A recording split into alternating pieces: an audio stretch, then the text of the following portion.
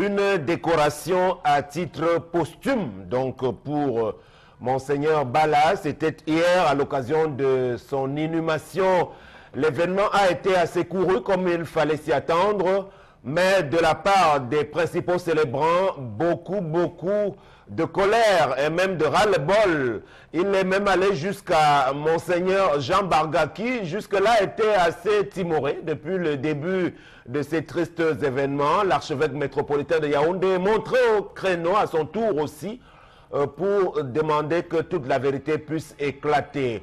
On va donc dire Monseigneur Bala pour l'éternité, mais que de non-dit encore en attendant que l'on soit fixé quasi définitivement de la part de la justice camerounaise sur ce qui est véritablement survenu.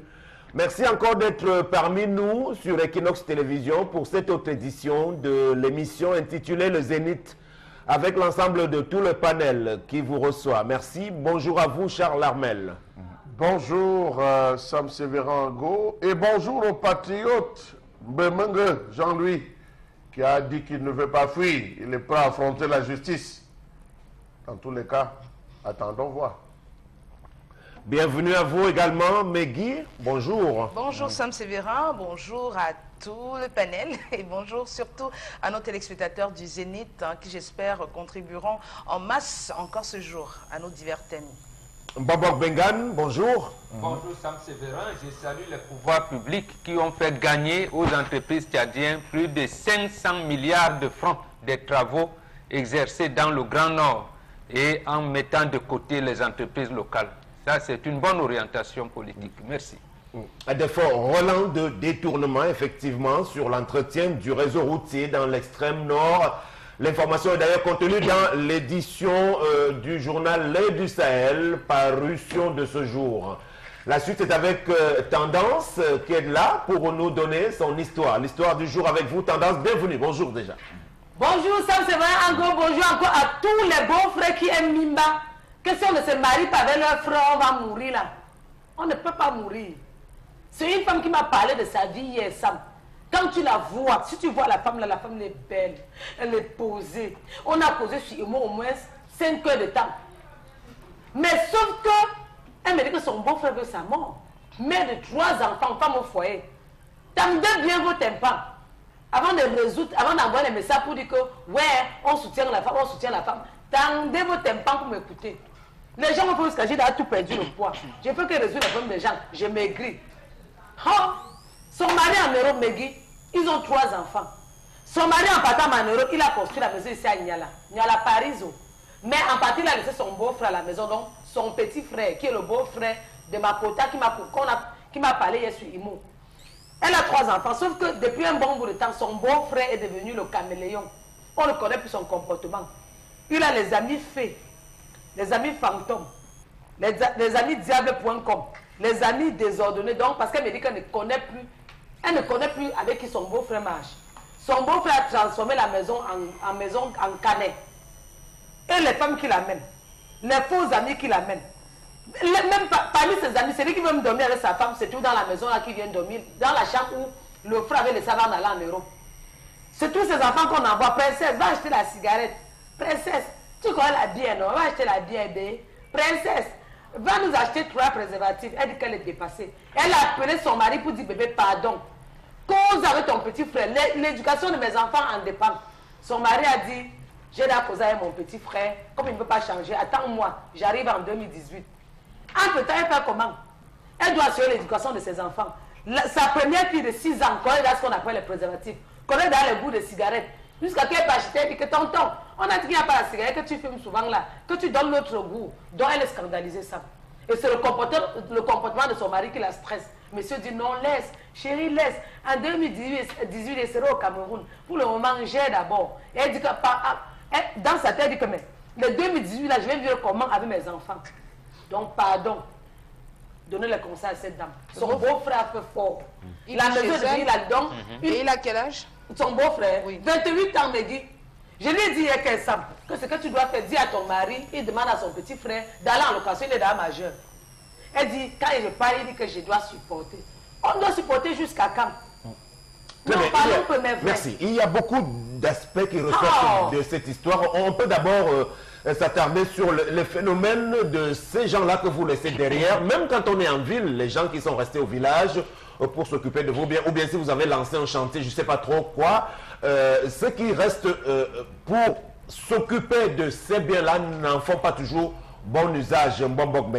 Je pense qu'il faut d'abord regarder cet angle sur cette histoire. Oui, tout à fait, Sam, vous avez raison de relever le problème. C'est pour cette raison qu'on condamne également, même au sein des entreprises, on vous dit c'est difficile de recruter votre frère ou votre soeur parce que on ne sera pas, comment je vais dire, on ne va pas comprendre qu'il est détourné de l'argent, de matériel et que vous le teniez en justice ou que vous le licenciez. C'est vraiment compliqué et nous vivons ça dans toutes nos familles. Mais je dois préciser qu'en matière de poursuites judiciaires entre les membres des familles, les poursuites sont interdites simplement pour les membres de la famille. C'est-à-dire que si votre propre enfant biologique vous prend n'importe quoi, vous ne pouvez pas le poursuivre en justice. Mais tous les autres qui sont tout autour, beaux-frères, oncles, tantes, cousins et cousines, sont poursuivables. Oui, oui, y compris votre frère et soeur. Voilà, effectivement. Pour le cas précis, non, il faut dire que ce bonhomme, il est désordonné, il est vraiment désordonné. Il faut comprendre,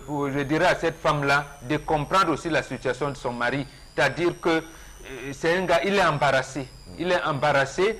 Et là, je lui conseillerais également de dire à son époux qui est loin de voir la famille. C'est-à-dire sûrement que tous les membres de la famille qui sont ici présents ne cautionneraient pas ce comportement de leur fils qui agace pratiquement non pas l'épouse mais les enfants. C'est-à-dire qu'il va les amener progressivement comme ça vers la vie de débauche. Et c'est pour cette raison qu'on dit toujours à cette femme, le mariage, ce n'est pas en deux personnes, c'est la communauté. Elle est agacée et elle a raison d'être agacée, qu'elle se replie auprès des membres de la famille de son époux. Et si ça ne veut pas, elle dit clairement à son époux que pour le moment, elle peut même saisir les autorités des services sociaux, par exemple. Donc, à ce moment-là, qu'elle attend que son mari arrive, surtout qu'elle risque de faire le gaffe qui peut amener beaucoup de choses. Quelle est la meilleure attitude à avoir, merci Mbombok, Megui, pour quelqu'un qui est déjà à l'étranger, pour la gestion du patrimoine resté au pays? Est-ce qu'il y a des précautions qu'on peut prendre vraiment pour s'assurer que tout cela est bien gardé? C'est très très difficile parce qu'on a déjà eu tellement de plaintes et ça a suscité même la méfiance de tous nos compatriotes et ceux qui résident à l'étranger. C'est-à-dire que pouvoir avoir un chantier au pays, avoir des affaires à gérer au pays, un commerce et en donner la responsabilité ou la gestion à un frère.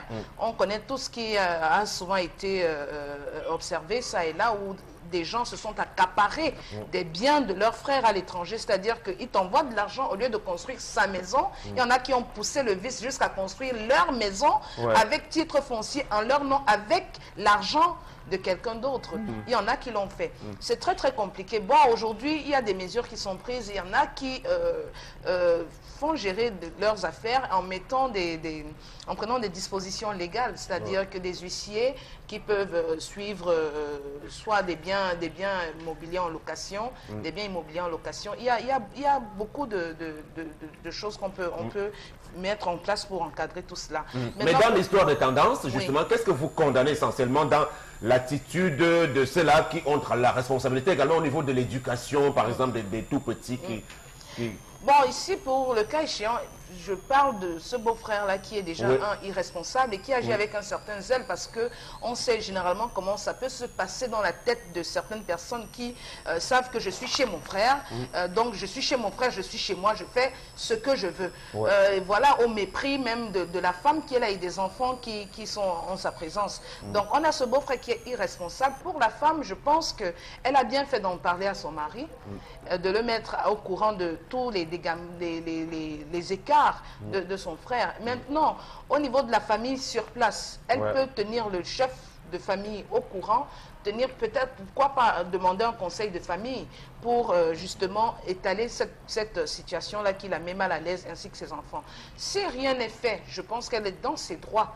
Il s'agit de protéger l'intégrité de sa maison, de protéger ses enfants. Ben, elle a le droit de mettre ce garçon qui n'est pas mineur, il faut le dire, il n'est plus un mineur, il peut se débrouiller, dire à son frère qu'écoute, s'il est capable de rester chez moi, si vraiment tu veux l'aider, trouve-lui quelque chose à faire, je ne sais pas, un commerce, et qu'il se prenne en charge, qu'il aille par exemple loin, il n'est pas obligé de vivre avec nous.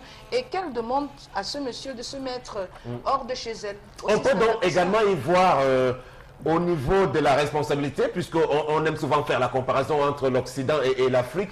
En Afrique, on aime toujours s'attacher les services de la grande famille élargie, Charles Armel. Finalement, maintenant, on peut voir les conséquences que ça peut avoir. Il n'y a aucune conséquence, Sam Sévérin. Ce n'est que la guerre d'intérêt. Qu'est-ce qui vous dit que cette femme, au moment où elle se plaint, elle est sérieuse? Elle peut avoir entamé une relation coupable avec un individu dehors et dont la présence de son beau-frère la générait. Il faut le voir sous ce prisme. Ça peut être qu'elle souhaiterait discuter toutes les nuits, comme on sait aujourd'hui que tout ce qui est sentiment ne s'exprime qu'entre 22h et 6h. Elle aurait bien voulu s'exprimer, mais la présence de ce beau-frère la gêne. Qu'est-ce qui vous dit qu'effectivement ce qu'elle dit est la réalité? Le beau-frère n'est pas là pour rien. La fonction du beau-frère, c'est de surveiller la femme. C'est pour ça. S'il y avait le plan B, on aura enlevé le beau-frère depuis. Le beau-frère est là justement parce qu'il faut encadrer le comportement de la femme. Être les yeux, les oreilles et la bouche du mari. Ça suppose que lorsqu'elle fait X, lui-même devient agent, il rend compte à son frère. Alors je pense donc à ce niveau que soit la femme ment, soit véritablement le garçon est déviant. Mais s'il est déviant, on dit lorsqu'on a une mauvaise source d'énergie, qu'est-ce qu'on fait? On la coupe. Qui alimente financièrement cet enfant? Ça peut être les frères aînés qui alimentent financièrement cet enfant. Dans le cas où véritablement c'est confiné, il devrait s'arranger à couper la source. S'il envoie 20 000, qui commence à envoyer 5 000, qui commence à envoyer 10 000, quitte à ce que ça réduise non seulement le taux et que ça mène cet enfant avec. Mais dire qu'on va mettre le garçon dehors, je doute fort qu'on mette le garçon dehors. Et même si on avait associé la famille à cela, la famille viendrait plutôt en réconciliateur, en négociateur, plutôt qu'en bourreau et en prédateur. Donc j'estime que la femme a pris le mauvais chemin d'interpeller le mari en disant qu'il faudra absolument qu'on mette le beau-frère ou son petit frère dehors. Très bien, tendance. Parce que lui-même, il pense quoi. Si mon beau-frère me fait ça, c'est qu'il a lui gâté mon mariage. Quand on accouche un enfant, c'est pour assurer l'éducation de l'enfant. Je veux pas, nos enfants captent tout aujourd'hui. Je vais mettre à la maison avec un enfant et dire que je vais faire comment pour que mes enfants partent à l'école, pour que mes enfants sachent qu'on ne boit pas la bière, on ne fume pas la cigarette. Le faction vient envoyer mon enfant parce qu'on connaît ses goûts de bière et de cigarette. Non. Et il y a une autre chose qui tendance à dire, je doute fort, je douterais fort qu'un vendeur boutiquier vendre ou remettre le préservatif à un enfant. Je douterais véritablement fort. À moins que, je dis je douterais de la... Je dis je douterais. Non, cette semaine même, j'ai reproché à un boutiquier qui l'a fait à un enfant qui avait moins de 10 ans dans mon quartier. La moralité. Les boutiquiers vendent des cigarettes. Ils vendent des whisky en sachet aux enfants. Pourquoi ils ne vendraient pas des préservatifs? Moi, je pense que dire aujourd'hui qu'on a mis quelqu'un derrière cette femme pour la surveiller, même quand une femme est avec son mari dans la maison, si c'est une femme frivole qui veut faire des conneries, elle va le faire. Elle n'a pas besoin qu'on lui colle quelqu'un chez elle pour la contrôler. C'est même sur le plan sécuritaire, sécuriser la maison. Peut-être, tant qu'il se comporte bien, il n'y a pas de problème. Ton beau-frère, c'est ton frère. Tant qu'il se comporte bien, il n'y a pas... C'est ton mari, pas ton frère, c'est ton mari. Peu importe, c'est ton frère. Moi, je les considère... Ma belle-sœur, c'est pas ma femme. C'est pas ma femme. Donc, ma belle-sœur, je la considère comme ma sœur. Oui, comme ma sœur. Le frère, la sœur de ton époux est ton mari. Oui, dans la tradition. Mais à chacun son entendement. Mon beau-frère, je le considère... Non, c'est pas l'entendement de chacun. Je dis à chacun son entendement. Mon beau-frère, je le considère comme mon frère parce que je le dis et je le répète. Mon beaufrère ne sera pas ce qu'il sera comme mon mari. Oui, il ne sera pas. Mais dans la tradition, c'est comme ça. À chacun son entendement. Vous ne savez pas ce que ça fait. Quand vous n'êtes pas là et que les enfants entendent les cris de la maison, dans la chambre, là, c'est tout là-bas qu'on fait le portrait. Tous les portraits. Alors, quelles leçons on va tirer, tendance? Commençons par tirer les leçons de l'histoire. Qu'est-ce qu'on peut dire à la fin? Ce que je vais conseiller à la dame, c'est que ma chérie, mets la batterie en marche, mets la pression à ton mari, il fait son petit frère pas louer. Pour que tu assumes l'éducation de tes enfants. Soit il va en location, toi tu laisses la maison, tu parles lui aussi. Comme ça, le jour qui va arriver au Cameroun, vous allez vous réconcilier. Que de rester là. On a mis le beau-frère en surveillant de la femme. Et quand c'est le beau-frère qui ne sera plus surveillant, qui va commencer donc à faire des affaires. Le mari ne l'a pas dit. Non, le beau-frère interprétation. Le beau-frère peut donc aussi être comme celui qui va venir chercher la femme de son frère. À ce moment-là, vous direz le quoi? mari ne l'a pas dit. Moi, je sens le mari qui est embarrassé. Pourquoi doit-il être embarrassé? Si son jeune frère est devenu déviant, comme l'a dit Charles Hamel, je crois qu'il faut trancher tout simplement. Le mot de partout. Parce qu'en réalité, je crois que c'est sa femme qui devrait passer en premier. On ne sait pas si cette femme a des nounous dans la maison qui s'occupent des enfants. Elle n'a pas de nounous. Voilà, ça veut dire que le petit frère de son mari joue le rôle de protecteur de la famille. À un moment, il a un comportement déviant. En faisant le défilé de mode avec les femmes. Elle a posé et les enfants qui qu'est-ce qu'elle-même, elle a posé comme acte vis-à-vis de ce beau-frère? Pourquoi on va aller imaginer ce Dans le code civil, c'est le mari qui est le patron de la famille. Il dit à son époux, chérie, je suis loin, attends, j'arrive. Attends, j'arrive. Maintenant, la situation s'empire. Il faudrait que la femme associe, comme nous avons dit ici, le chef de famille et la famille qu'il a pour commencer à brimer le garçon. Sauf que là, le mari n'est pas présent. S'il y a des situations... C'est ce qu'elle a dit, c'est ça qui Non, est bon. s'il y a des situations qui mettent la famille en danger, la femme est sur place, s'il y a des mesures à prendre, je suis désolée, il n'est pas sur place. On ne laisse pas. Nous sommes en train de donner... C'est pas mon point de vue. Que dit le code civil? Il y a des règlements dans la République qui dit à ce moment-là, la famille se trouve que est complice, disons ça entre guillemets, complice du comportement de leur fils. La femme a donc l'obligation d'aller au service social, faire intervenir le service social pour regarder l'encadrement de ces garçons et donner des orientations. Mais parce qu'il faut toute chose réconcilier la famille. L'homme qui est loin et la femme, il ne faudrait pas que demain le comportement extérieur vient nuire leur amour et l'éducation de leurs enfants. L'homme qui est dehors dit que non, j'ai la parole qui se produisait. On ne fait pas l'histoire avec les si. Lorsque l'inverse va se produire, il faudra apporter le problème. Mais sauf que ici, vous soulevez des hypothèses, vous imaginez une situation qui est là. Vous imaginez des situations quand ça vous arrange. Si c'était l'inverse, où vous avez le frère de votre femme qui vient tenir des comportements sous votre toit qui ne vous arrangent pas. Je ne suis pas sûr que vous c'est le même comportement. C'est le même. En Afrique, la femme n'a pas le droit d'éjecter un membre de sa belle famille hors de la porte, comme le mari n'a pas le droit d'éjecter un membre de sa belle famille sans qu'il y ait eu un consensus familial. C'est le consensus. Et si donc le consensus familial dit qu'il ne sort pas, ça veut dire que le consensus familial aurait approuvé, qu'on aurait démontré que la femme n'est pas raison. Ah oui. Qu'elle n'a pas raison. Absolument. Parce que le consensus familial, c'est deux familles, c'est pas une seule famille. Je suis désolée, je suis chez moi, un beau-frère. Après consultation de la famille, s'il est avéré qu'il se comporte de façon anormale chez moi, je le mets dehors. C'est chez moi, je suis désolée. L'homme qui est dehors dit non, j'ai d'abord parlé à mon petit frère Nobé, j'ai d'abord parlé à mon petit frère. Tu n'as pas bien parlé. Tu as parlé avant qu'il continue tout de se comporter. Alors, dans l'histoire, il y a deux problèmes, à mon sens, qui se posent effectivement. D'abord, le fait des mariages ou des couples dont les deux conjoints sont séparés où l'un est de l'autre côté du monde, c'est toujours compliqué. L'essentiel, c'est toujours de se mettre ensemble. Si vraiment ils veulent préserver la stabilité de la famille, c'est encore mieux soit de faire venir sa femme, qu'ils vivent ensemble. Parce qu'il y aura toujours des problèmes de ce type tant qu'ils seront éloignés l'un de l'autre. Ça c'est déjà un cas. Soit moi, la femme, je prends stratégie militaire. Vous voulez qu'on gère un homme, non? Je vois moins de personnes, je crie. Je suis sous mon toit. Je vois un gars entrer chez moi qui vient chercher mon beau-frère. J'appelle tout le quartier ou j'appelle la police. Je vois une jeune fille qui vient. Je vais voir telle personne. J'écris, venez me voir. Les gens vont résoudre mon problème. Et là, vous allez traumatiser plus les enfants que le désordre de vos sévérins. Non, c'est pas mieux. Sam Sévérin, à ce moment, vous ne protégez pas vos enfants. L'homme, lorsqu'il a décidé de laisser son frère à la maison, a pris toutes les dispositions nécessaires pour laisser son frère. Ça peut être un comportement passager, ça peut être une puberté tardive. Mais ça c'est le poids de ces familles aussi, monsieur Mathieu. On ne peut pas tout le temps laisser les familles s'imposer des coups. Quand on c'est pas imposé. Vous ne comprenez pas. Il ne s'est pas imposé. C'est d'un commun accord que l'homme et la femme ont décidé de laisser ce frère à la maison avant son départ. Mais lorsqu'il y a un problème et que le chef de famille famille vous disent que attendez-moi, j'arrive, c'est pas, il n'y a pas feu, on ne brûle pas la maison. Il y a le feu, il n'y a pas d'inondation dans la maison.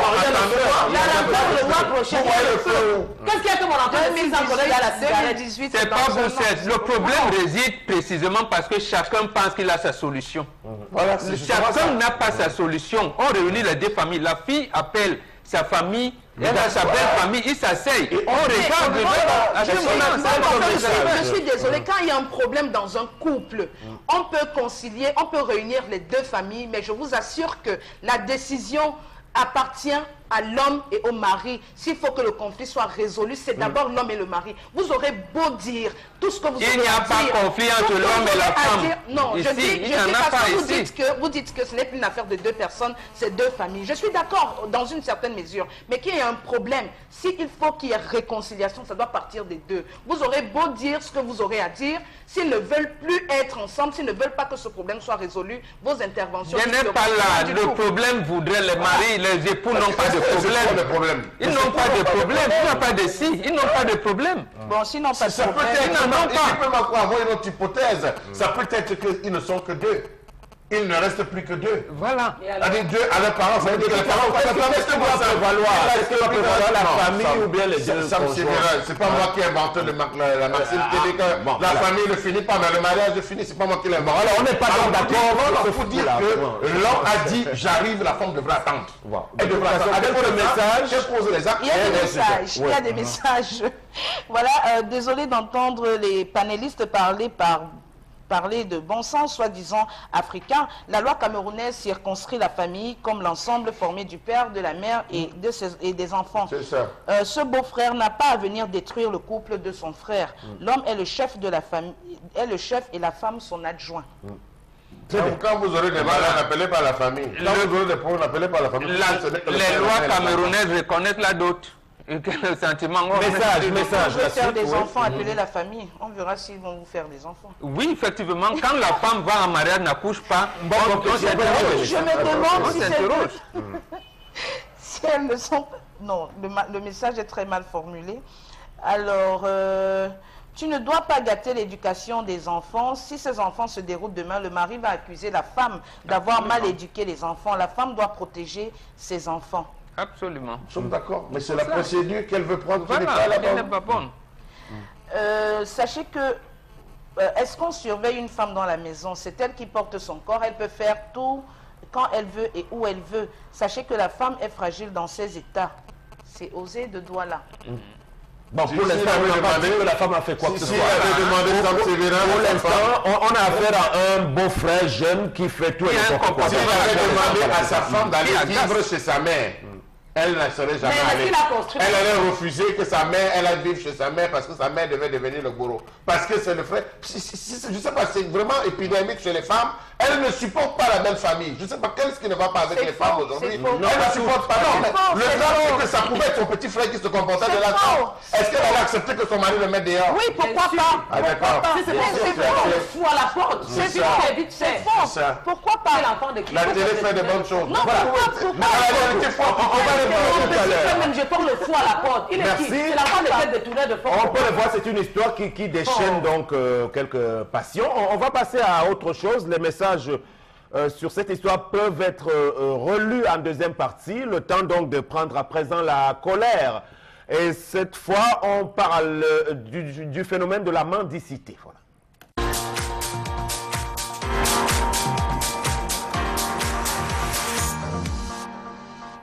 Je m'interroge ce jour sur la question de la mendicité au Cameroun. Qui est mendiant et qui ne l'est pas? Quelle est la classification des nécessiteux dans notre ville ou dans notre pays? Pourquoi y a-t-il trop de mendiants dans nos rues depuis quelque temps? D'où viennent-ils? Et comment est-ce qu'ils infestent nos boulevards et avenues? Qui leur a octroyé les titres fonciers? Je me demande vraiment pourquoi dans ce bas monde il y a plus de pauvres que de riches. Interrogation. Je me demande comment est-ce qu'on est si vite passé du bleu au rouge. Dans l'Afrique que je connaissais, on partageait tout. D'ailleurs, chaque royaume avait son grenier. Mais de nos jours, la souffrance est telle que la ville de Douala est couverte de vrais et de faux mendiants, tout comme Yaoundé, Bafoussam, Bertois et j'en passe. Et oui, la mendicité a pris de l'ampleur dans cette ville de Douala, sur toute cette forme. Vous avez dans cette ville des gens bien valides, jouissant de toutes les facultés qui commandent, qui 100 francs, qui 200 francs pour manger. Vous avez des gens qui se baladent avec des faux carnets médicaux, avec des bandes sur le corps commandant de l'aide pour acheter ou achever, on va dire, leur traitement. Vous avez toujours dans cette ville, et même celle de Yaoundé, des gens qui attendent les embouteillages pour aller de voiture en voiture commander de l'argent aux usagers. La preuve, il y a une femme sur le pont, sur l'axe de Aqua, Bonabéry, qui se balade avec un enfant, est toujours endormie. Rançon les fois, on voit cet enfant debout, elle est toujours en train de demander. Que fait-elle de ce qu'on lui donne? Point d'interrogation. Avez-vous, et vous avez toujours dans notre ville, des gens qui feignent d'être infimes, qui se planquent à l'entrée des églises et mosquées pour commander de l'argent. Vous avez enfin des gens qui sont vraiment, je dis bien vraiment infimes et malades, aussi qui commandent de l'argent. Vous avez des femmes qui pratiquent la mendicité avec des bébés de moins de 4 mois dans les mains. Et il n'y a plus de lieu interdit désormais aux mendiants dans nos villes. Ils s'imposent aux passants et savent mieux que quiconque se positionner à des endroits stratégiques tels que les grands carrefours, les églises, les parcs d'attractions et de détente, les entrées de grands restaurants et des hôtels. Dans toutes les villes du pays, on les raconte dans les lieux publics. N'oublions pas les gars voyageurs, les lieux de prière, les bureaux, les marchés et les routes, surtout au fait de signalisation. Les approches sont nombreuses. Utilisation des enfants, les gens qui font semblant de boucher les trous sur la voie publique, les demandeurs de pièces prétextant de prendre un taxi ou acheter des comprimés. Car depuis l'événement des FEMAN, oui, des vivre heureux et mourir jeunes, beaucoup de personnes ont décidé de ne plus faire des efforts personnels, mais plutôt se retrouver à quémander. Quémander pour vivre. Savez-vous que les Camerounais, les résidents qui quémandent pour manger, se loger, s'habiller, sont de plus en plus nombreux. Entre les vrais nécessiteux, les faux mendiants et les vrais pauvres, il y a un énorme fossé. Comment les reconnaître? Comment faire pour résoudre ce problème? Je m'interroge et j'interroge le ministère des Affaires sociales, le ministère de la Promotion de la Femme et de la Famille.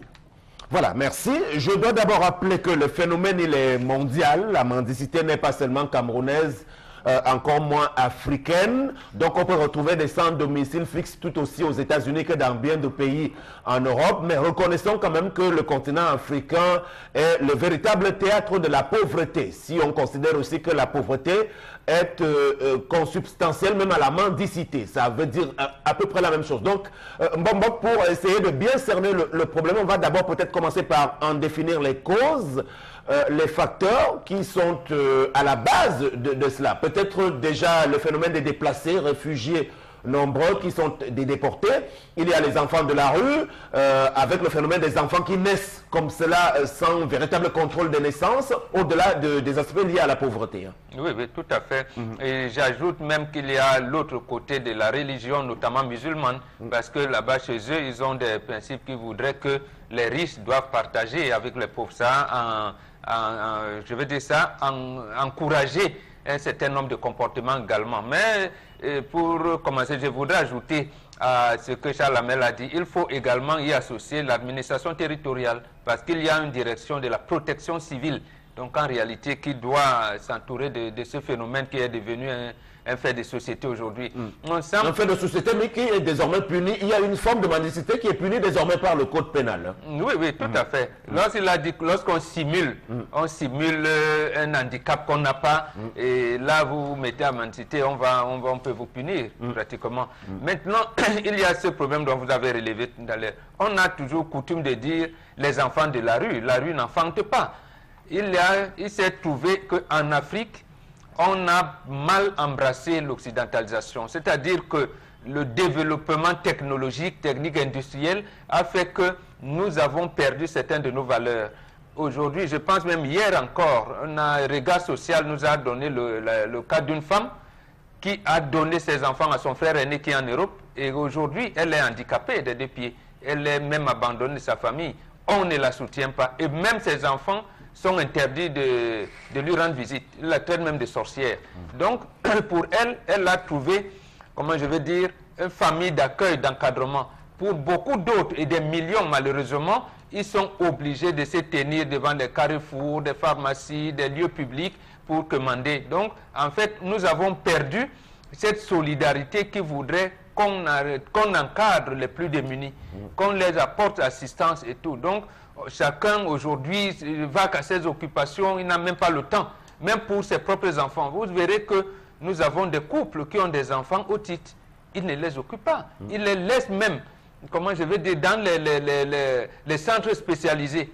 Ils ont même honte d'en parler. Donc, quand au niveau de ceux qui ont les moyens se comportent comme ça, nous qui n'avons pas assez de moyens, on va faire comment? On se met à mendier, mais sûrement en portant cet enfant pour inspirer plus de pitié. Donc voilà où nous en sommes. C'est vrai que tout à l'heure, on va essayer de définir les pistes de sortie pour voir comment est-ce qu'on peut juguler le fléau, si tant est qu'il y en a véritablement au Cameroun. Alors, Megui, restons sur les causes pour vous. Pour vous, qu'est-ce qui peut justifier, comprendre l'ampleur du phénomène? Ben déjà, la cause principale, c'est la pauvreté. Hein. La pauvreté, la misère dans laquelle certaines personnes peuvent se retrouver, et surtout misère financière, ça il faut le dire, la pauvreté financière parce qu'elle peut être morale aussi. Donc c'est vraiment dommage, mais qu'est-ce qu'on peut y faire? Tout le monde ne peut pas être riche, ça c'est ce qu'on dit, il y aura toujours des personnes nécessiteuses. Maintenant, dans notre pays, je crois que le phénomène est beaucoup plus accentué de par la précarité, même dans laquelle certaines familles se retrouvent. Et aussi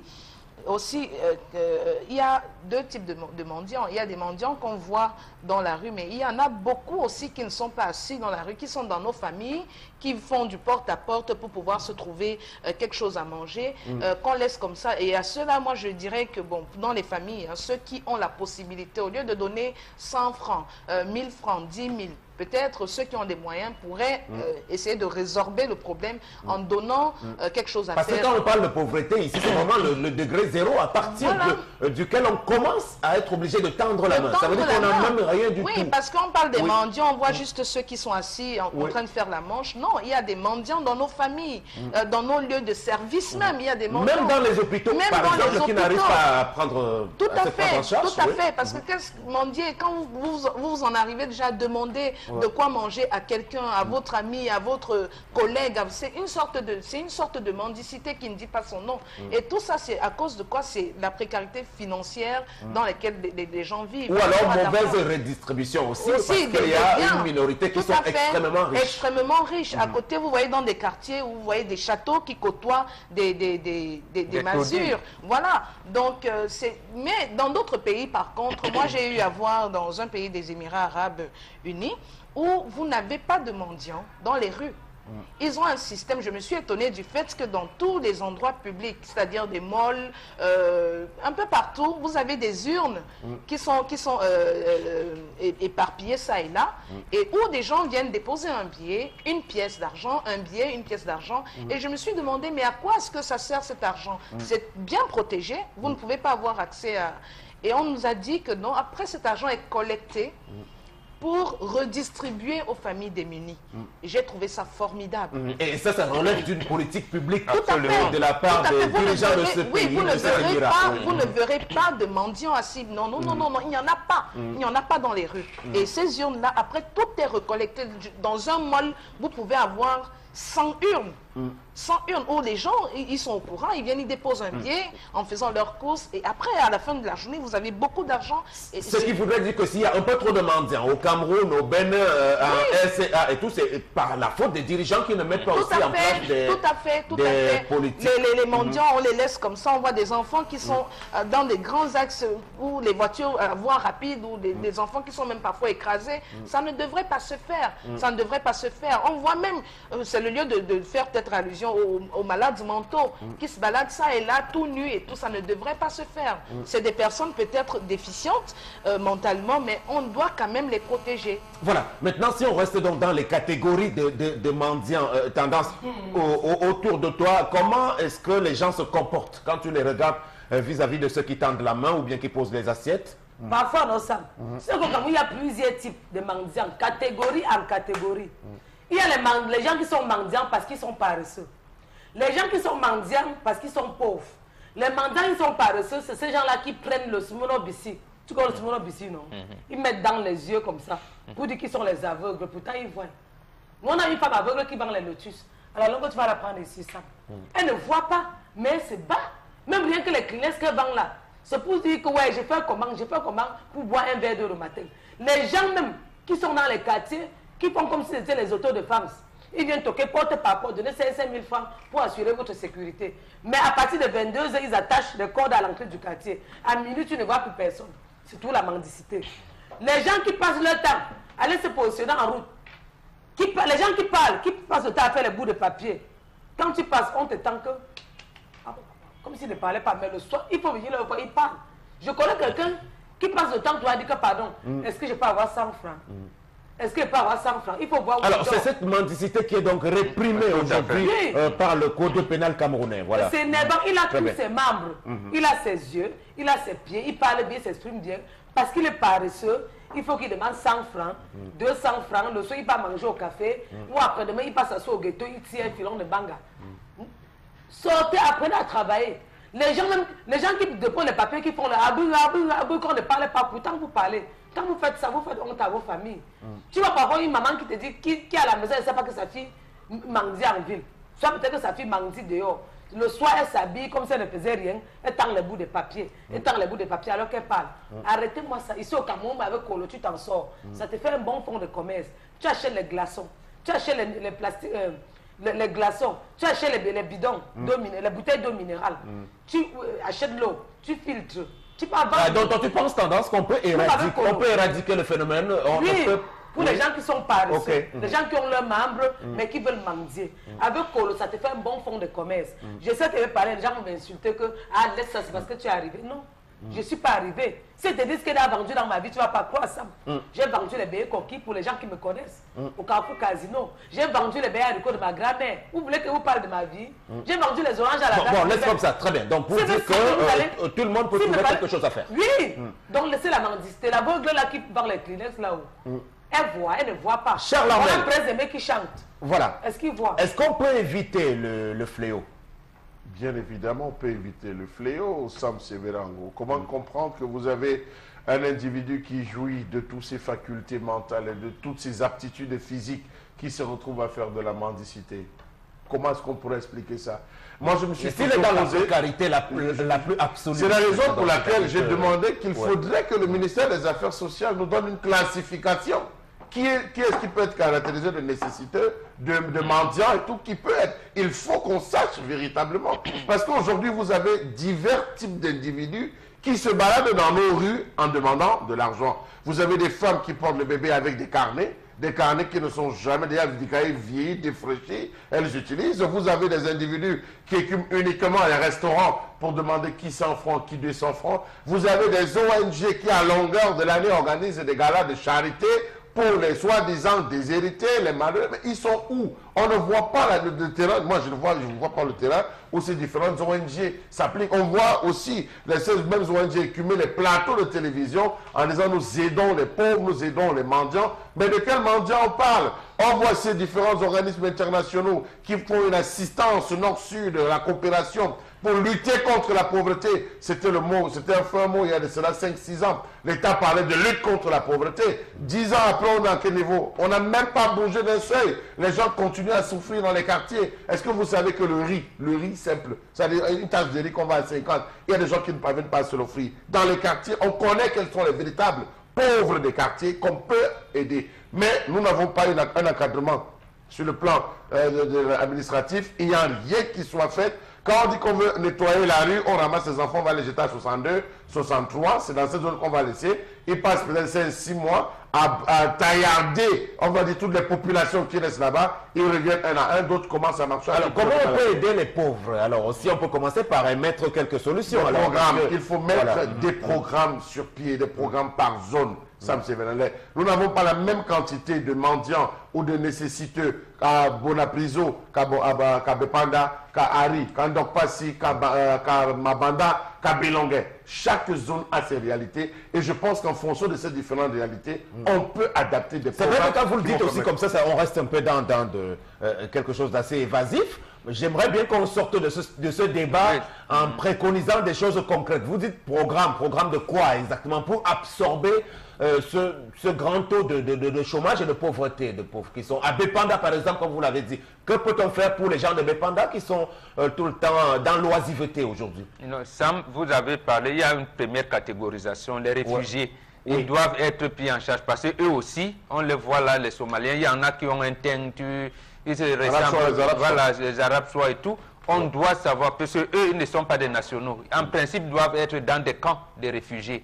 Sur le plan local, pour les nécessités vraiment, vous avez entendu parler de l'école de Touguébé, ici à Bépanda, il y a un centre de réinsertion, il y a ce qu'on appelle les home ateliers, il y a beaucoup de structures sur le plan étatique et institutionnel qu'on a laissé tomber.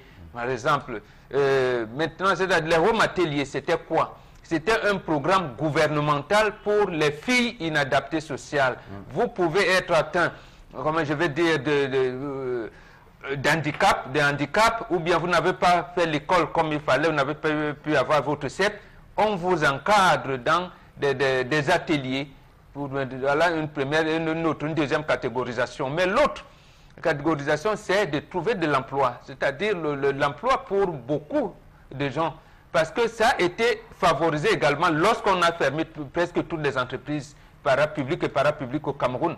Donc, ceux qui pouvaient soutenir les familles n'ont plus eu la possibilité de le faire. Et tout de suite, les enfants se sont mis à se débrouiller, y compris ceux qui étaient handicapés. Ils n'avaient pas suffisamment de moyens. Ils se sont mis à handicapés, à devenir les porteurs au marché. De porteurs au marché, comme on dit que la nuit apprend de mauvaises choses, il est pris comme ça en tenaille par un groupe de malfrats. Mais donc là, on est dans la catégorie des personnes valides d'un certain âge. Justement. Parce que là, quand on parle de mendicité, c'est ceux qui sont dans vraiment le dénuement le plus total, qui n'ont rien, mais et surtout les plus petits enfants, les mineurs là, qu'est-ce qu'on peut faire? C'est pour ça il faut un programme de resocialisation. Absolument. D'abord un programme de resocialisation qui va passer par une inscription dans une école. Dans tous les établissements scolaires avec cette notion d'auditeurs libres, ce qu'on appelait des auditeurs libres. Ils peuvent rentrer comme des auditeurs libres dans les différents établissements scolaires. C'est un programme pour les permettre de pouvoir, n'est-ce pas, commencer à avoir ne serait-ce qu'un minimum d'instruction. Ça, c'est le premier pan dans les quartiers pour ce qui est des écoles publiques. Le deuxième pan, nous avons lancé, le chef de l'État a lancé le plan triennal. Le plan triennal qui s'étend, ça concerne les gens, le plan jeune, comme on appelle le plan triennal concernant la jeunesse. On peut descendre dans ces quartiers, on décide par zone d'avoir un centre de formation pour les jeunes gratuitement. On dit qu'on arrive ici, on va former les jeunes à la coiffure, on va former les jeunes, je sais pas moi, on va former les jeunes dans les techniques d'agriculture, on va former les jeunes dans la technique de X. Dans le domaine qu'on est sûr que juste après leur formation, on sera à même à pouvoir les socialiser, les jeter dans la société, quitte à ce qu'ils remboursent. Vous formez une jeune fille à la couture. Lorsqu'elle sort, après avoir fait un recensement, l'inventaire des gens qui sont véritablement des nécessités des mendiants, on fait cet inventaire, on les forme, après avoir formé, on trouve un local dans lequel on les place et on prélève. On peut prélever une somme en disant si elle fait 10 000, je ne sais pas moi, quelque chose de con, comme ça, si elle fait 10 000 par jour, on prélève 3 000 ou 2 500 francs. Ça va permettre d'aider d'autres personnes de resocialiser. Je crois que c'est ce qu'il faudrait, c'est ce par quoi il faudrait qu'on passe, et non de lancer un plan où les gens vont monter des projets fictifs, des projets inexistants, qu'on va financer à hauteur de millions et qui à la fin ne viendront pas. Bob va poursuivre avant son argumentaire parce qu'on vous a coupé tout à l'heure. Oui, tout à fait. C'est pour ça que je dis, vous avez entendu parler du centre d'insertion de Bépanda, de Bétam. C'est-à-dire que même pour les jeunes, il faut les catégoriser entre ceux qui doivent être réinsérés parce qu'ils étaient des brigands connus et les autres qui, précisément, comme vous dites, n'ont pas de moyens. Donc, également, même à l'époque, c'est un programme qu'on avait confié, je pense, au colonel Etondet, avec ce qu'on appelle l'Office national de participation au développement, qui était à Yabassi. Donc, les jeunes qui n'ont pas les moyens, mais qui veulent s'épanouir dans la société. Bon, malheureusement, ce programme a échoué. Donc, voilà, c'est de ça que parlait Charles Lamel tout à l'heure. On organise donc, on les apprend l'artisanat, un certain nombre de choses, ainsi de suite, pour ce cas-là. Pour les autres... Maintenant, qui doit les faire? La question, j'ai envie de vous la poser. Est-ce que les mairies, que font les mairies? Parce qu'en réalité, justement, dans le développement de proximité. Oui, tout à fait. Dans le développement, je vais parler des lois. La loi qui oriente la décentralisation et le décret d'application de 2008 du Premier ministre, ça intègre effectivement que ces jeunes devraient pouvoir profiter un encadrement qui les amène aux activités génératrices de revenus au sein des mairies. Maintenant, il appartient à nos 360 maires de revendiquer cela. D'être assez inventif. Bon, voilà, je rappelle à l'intention des téléspectateurs que nous parlons dans cette articulation. En l'absence d'un invité, on parle davantage donc de mendicité et de pauvreté et qu'on peut le faire de façon interactive avec vos messages, et interrogations et suggestions. Comment sortir de ces deux fléaux-là, pauvreté, mendicité au Cameroun? Il est possible, a-t-on entendu sur ce plateau, de nous en débarrasser. Alors, Megui, comment on fait? Comment on fait? Ce sera très difficile parce que déjà, il faut déterminer qui est le mendiant légitime. Parce que quand je dis légitime aujourd'hui, ce n'est pas tous les pauvres qui font de la mendicité. Il y a des pauvres qui se battent. Moi, je dis, pour moi, le mendiant, celui que je peux considérer comme un mendiant et que je peux aider facilement, c'est cette personne-là. Je parle de ceux qui sont dans les rues, hein, assis et tout. Je vois quelqu'un qui a une déficience physique. Oui, là, je peux comprendre. Mais quand vous avez quelqu'un qui a tous ses membres, qui a l'air en bonne santé, qui peut se battre aussi, comme les autres, ce sera difficile. Je serais tentée de lui dire, va te battre. C'est pour ça que je suis un peu gêné par la terminologie même, parce que la mendicité, le terme mendiant, doit être éradiqué. On ne doit pas parler de ça. C'est péjoratif. C'est péjoratif, en même réalité. à la fin, c'est péjoratif. Parce que, oui, quand tu vois quelqu'un qui n'a pas ses deux jambes, qui n'a pas ses bras, tu peux comprendre qu'il lui sera... ne peut pas. Il ne peut pas. Il ne peut pas. Tu peux comprendre. Mais quand tu vois quelqu'un qui est assis et qui demande alors qu'il a la possibilité de se battre, quand à côté de lui, tu vois même quelqu'un qui a amputé des jambes, mais qui a une caisse... Qui ferme le compte bourse par Oui, quand à côté de lui, tu vois quelqu'un qui est manchot, mais qui travaille, tu as des difficultés. Très bien. Moi, je suis d'accord avec vous. Sauf que dans un pays vraiment qui se veut émergent, il faut éviter ce type de choses. Qu'on en arrive là. Je suis tout à fait... Vous voulez prendre l'attitude de Joseph Mobutu qui avait eu à brûler tous les nécessiteurs? Non, on ne peut pas.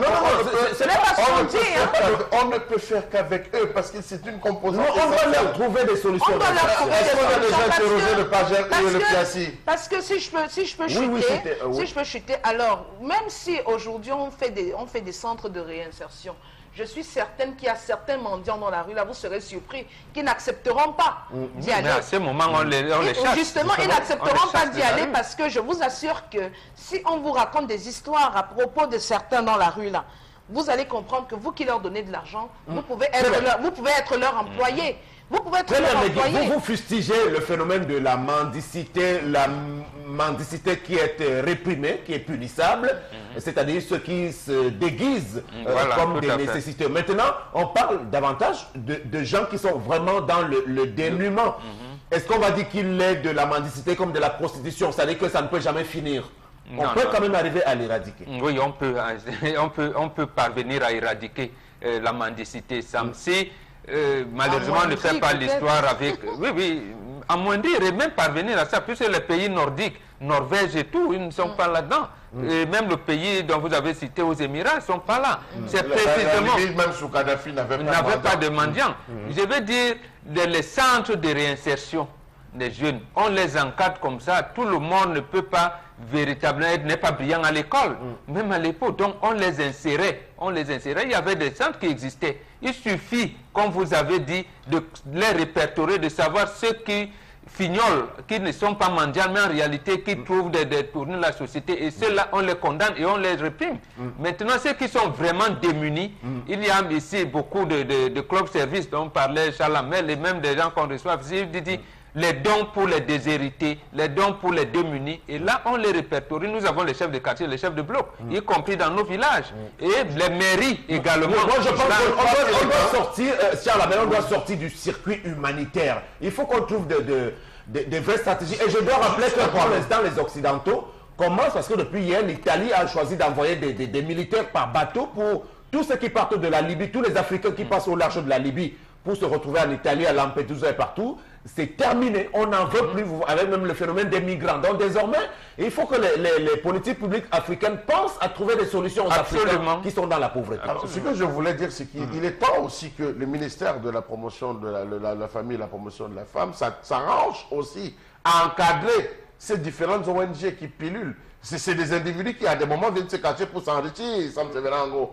Ce n'est pas toujours des gens qui font dans le bénévolat, qui font dans l'humanitaire. Je crois qu'il serait temps qu'on essaye d'encadrer véritablement ces différentes structures dans ce qu'ils font, qu'on essaie de suivre et qu'ils déposent des bilans. Ça, c'est le premier point. Le deuxième point, il serait temps aujourd'hui pour le chef de l'État d'interroger les différents projets qu'on a mis sur pied pour sortir les jeunes, pour la réinsertion des jeunes. Il serait temps qu'on rende, que tous ceux qui ont été associés à ce projet rendent gorge. La question du PIACI, c'était des milliards qu'on avait mis. La fin du PIACI, c'était laquelle? Le PAGER eu. Il y a eu plein de plans qui ont été mis. On ne peut pas passer le temps à dépenser de l'argent comme ça pour des individus qui vont se remplir les poches. Il est temps. Voilà le plan triennal qu'on a mis. Jusqu'à aujourd'hui, le plan triennal, je n'ai pas encore entendu, je n'ai pas encore vu les fruits de ce plan triennal. Je crois que dans différentes zones, on devrait arriver.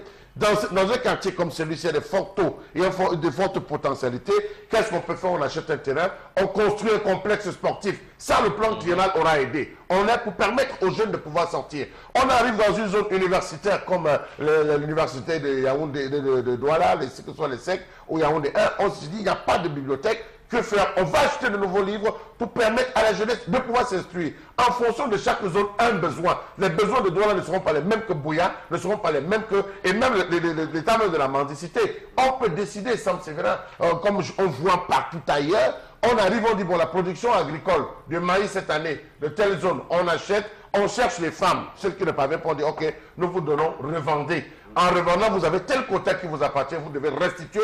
Il y a des ingénieurs, il y a des gens dans ce domaine.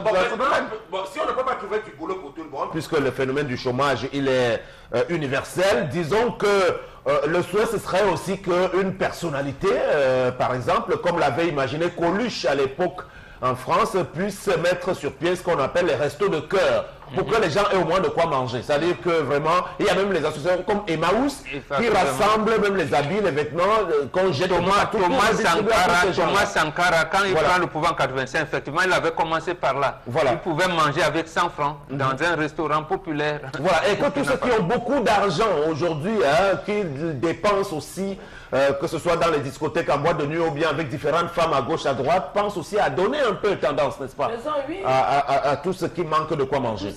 Les enfants qui dorment dans les orphelinats sans rien chop. Les enfants qui sont dans les quartiers ne mangent pas. Il y a les quartiers ici à Douala-Sam. Il faut voir comment les gens vivent là-bas. Tu vois une femme qui saute le riz du 1er au 31 parce qu'elle n'a pas. Et le lit du pauvre est fécond. Quand tu vois parfois une femme qui est pauvre, c'est comme ça, tu vois qui a tous les enfants. Elle, parfois, ne font même pas les jumeaux. Si elle a accouché 8 fois, c'est 8. Si elle a accouché 10 fois, c'est 10 enfants. Vraiment, pardon. À la longue, dans mes plans, je vais ouvrir un orphelinat. Oui, pour aider les gens. Parce que c'est que les gens en route, ça vient, ça. Voilà, merci. Tendance, on va prendre une pause avant la deuxième partie de ce programme. Musique qui était collée à notre thématique de tout à l'heure. On va poursuivre le programme avec les messages que nous avons reçus avant la revue des réseaux sociaux. Voilà donc les messages qui sont nombreux, il faut le dire. Les mendiants ne peuvent jamais finir dans ce pays parce que le gouvernement camerounais vit sous la base de chacun pour soi et Dieu pour tous. Les ministres sont des mendiants, sont plus que des mendiants. Bref. Voilà, la suite des messages. Oui. Oui. Il y en a qui viennent dans des établissements scolaires mendier auprès des élèves. Tu sors de chez toi avec ton argent de beignet et un aveugle ou sourd-muet vient te faire du manquant. J'en ai vécu lorsque je fréquentais. Alors, voilà. Il donne à contre-cœur. Pardon? Il donne à contre-cœur. Oui, mais sauf que souvent dans les établissements scolaires, c'est des faux sourds-muets. Ils font semblant d'être sourds-muets. Voilà, pour... La mendicité est tout d'abord un phénomène éphémère au Cameroun. Il y a des personnes bien portantes qui refusent de travailler rien qu'embêter les citoyens. C'est Julio César Aloum. La plupart de ces mendiants à Douala sont des Nigérians, mais comme ils sont musulmans, vous croyez qu'ils sont du Nord. Moi, je suggère qu'on les renvoie. C'est Moussa. Il y a beaucoup de Camerounais aussi. Il y a plus de Camerounais. Aussi, hein. Non, je dis même ici au Cameroun, il y a plus de Camerounais. Il y a plusieurs Camerounais. Ce n'est pas des étrangers. Rassurez-vous, moi j'ai pris la peine de circuler dans cette ville. Je me suis rendu compte que c'est plus des gens. Lorsque vous allez en langue, ils vous accompagnent en langue. Ah oui, ils vous accompagnent. C'est des Camerounais. Ça ne va pas, le tissu social. Il y a une grosse crise. Il faut absolument que les efforts qui sont consentis, à moins que ce ne soit des effets d'annonce, mais que les efforts qui soient consentis soient véritablement mis en œuvre par ceux à qui on a responsabilisé. On a un plan triennal. Nous, on ne voit pas encore les fruits de ce plan triennal. Dans tous les cas, on va enlever bientôt avec les remaniements. Si on l'enlève, qui va rester géré? Il va venir vous dire que le compte est débiteur. Voilà, la femme doit faire de temps en temps avec son beau-frère des 100 pas en lui donnant des conseils sur le plan social, spirituel, moral et physique de son comportement. Il finira par comprendre et deviendra le grand quota de la femme car la violence ne paye pas. C'est Tiogo depuis Ngaoundéry. Excellent. C'est pour ça que nous prenons, il ne faudra pas embarrasser l'homme qui est loin et lui se trouve dans une situation embarrassante et la femme ne vient pas avec, comment je vais dire, une solution martiale. Et son homme ne l'a pas abandonné. Donc c'est dans ce dialogue qu'on pourra trouver une solution médiane. Voilà, désolé frère ou pas frère, tu dois respecter le foyer, surtout tes neveux et ton frère. Si tu ne peux pas le faire, tu te casses, tu ne remplaces pas ton frère dans son foyer. Un peu de respect quand même. Absolument, absolument. Et surtout, il faut qu'on arrête d'encourager ces jeunes gens qui ont dépassé la majorité et qui ne peuvent pas se prendre en charge. Je crois que tout le monde, on l'a dit tout à l'heure sur le sujet concernant la pauvreté, que tout le monde a les deux bras et peut s'employer à trouver quelque chose à faire, malgré le fait que c'est vraiment difficile. Je connais une famille où le père a dans les 65-70 ans, tous ses enfants sont chez lui, les garçons surtout, les garçons de 40 ans et plus sont à la maison, ils amènent leurs femmes, ils vivent avec leurs femmes à la maison. C'est pour vous dire que la précarité dans laquelle certains vivent, ils ne peuvent pas sortir de la maison, ils vont aller où? Ils vont aller où? Parce que vous dites qu'il faut qu'ils se prennent en charge. Je suis d'accord, mais ils vont où? Combien peuvent payer une maison à location? Si vous avez fait des enfants qui ne sont pas allés à l'école, si vous avez fait des enfants qui ont refusé l'instruction, si vous avez fait des enfants qui sont devenus les partisans du moins de France. Alors vous ne prenez pas les femmes, vous n'avez pas 40 ans, vous prenez une femme, vous la ramenez dans la maison de votre frère. Même ils bastonnent leur papa. C'est ça. Est-ce que tous ceux qui ont réussi sont forcément allés à l'école? Il y en a qui se débrouillent au marché, qui n'ont pas traversé la classe du cours moyen d'eux. Tant qu'ils sont bien portants, ils peuvent se battre. Et c'est ce père-là qui est responsable de la situation de ses enfants. Il fallait qu'il les mette face à leurs responsabilités. Ils allaient sortir de la maison familiale et ils allaient se battre. C'est tout. Voilà, maintenant on n'a pas dit que le grand frère ne peut pas s'occuper du petit frère. Maintenant quand le petit frère commence à sortir un peu, à commencer à se prendre des ailes, voilà. Je pense à ce moment-là, il doit être relâché. Jusqu'à présent, rien n'a démontré que ce n'est que le dit de la femme. Rien n'a démontré que ce garçon fait ce qu'il dit. Je dis, rien n'a été démontré. C'est pour ça qu'il faut prendre au premier degré. Rien n'a été démontré. Ok. D'autres messages? En l'absence du conjoint dont le parent se comporte mal chez vous, il est bon d'attendre son retour avant de mettre à la porte le fautif. C'est Bilon qui nous signe ce message. Merci, monsieur Bilon. C'est ça, l'Afrique. La mauvaise gouvernance, la corruption, le favoritisme démoralisent les pauvres et les prédispose à la mendicité. Ensuite, la loi camerounaise reconnaît deux types de familles, nucléaires et élargies. Tout à fait. Absolument.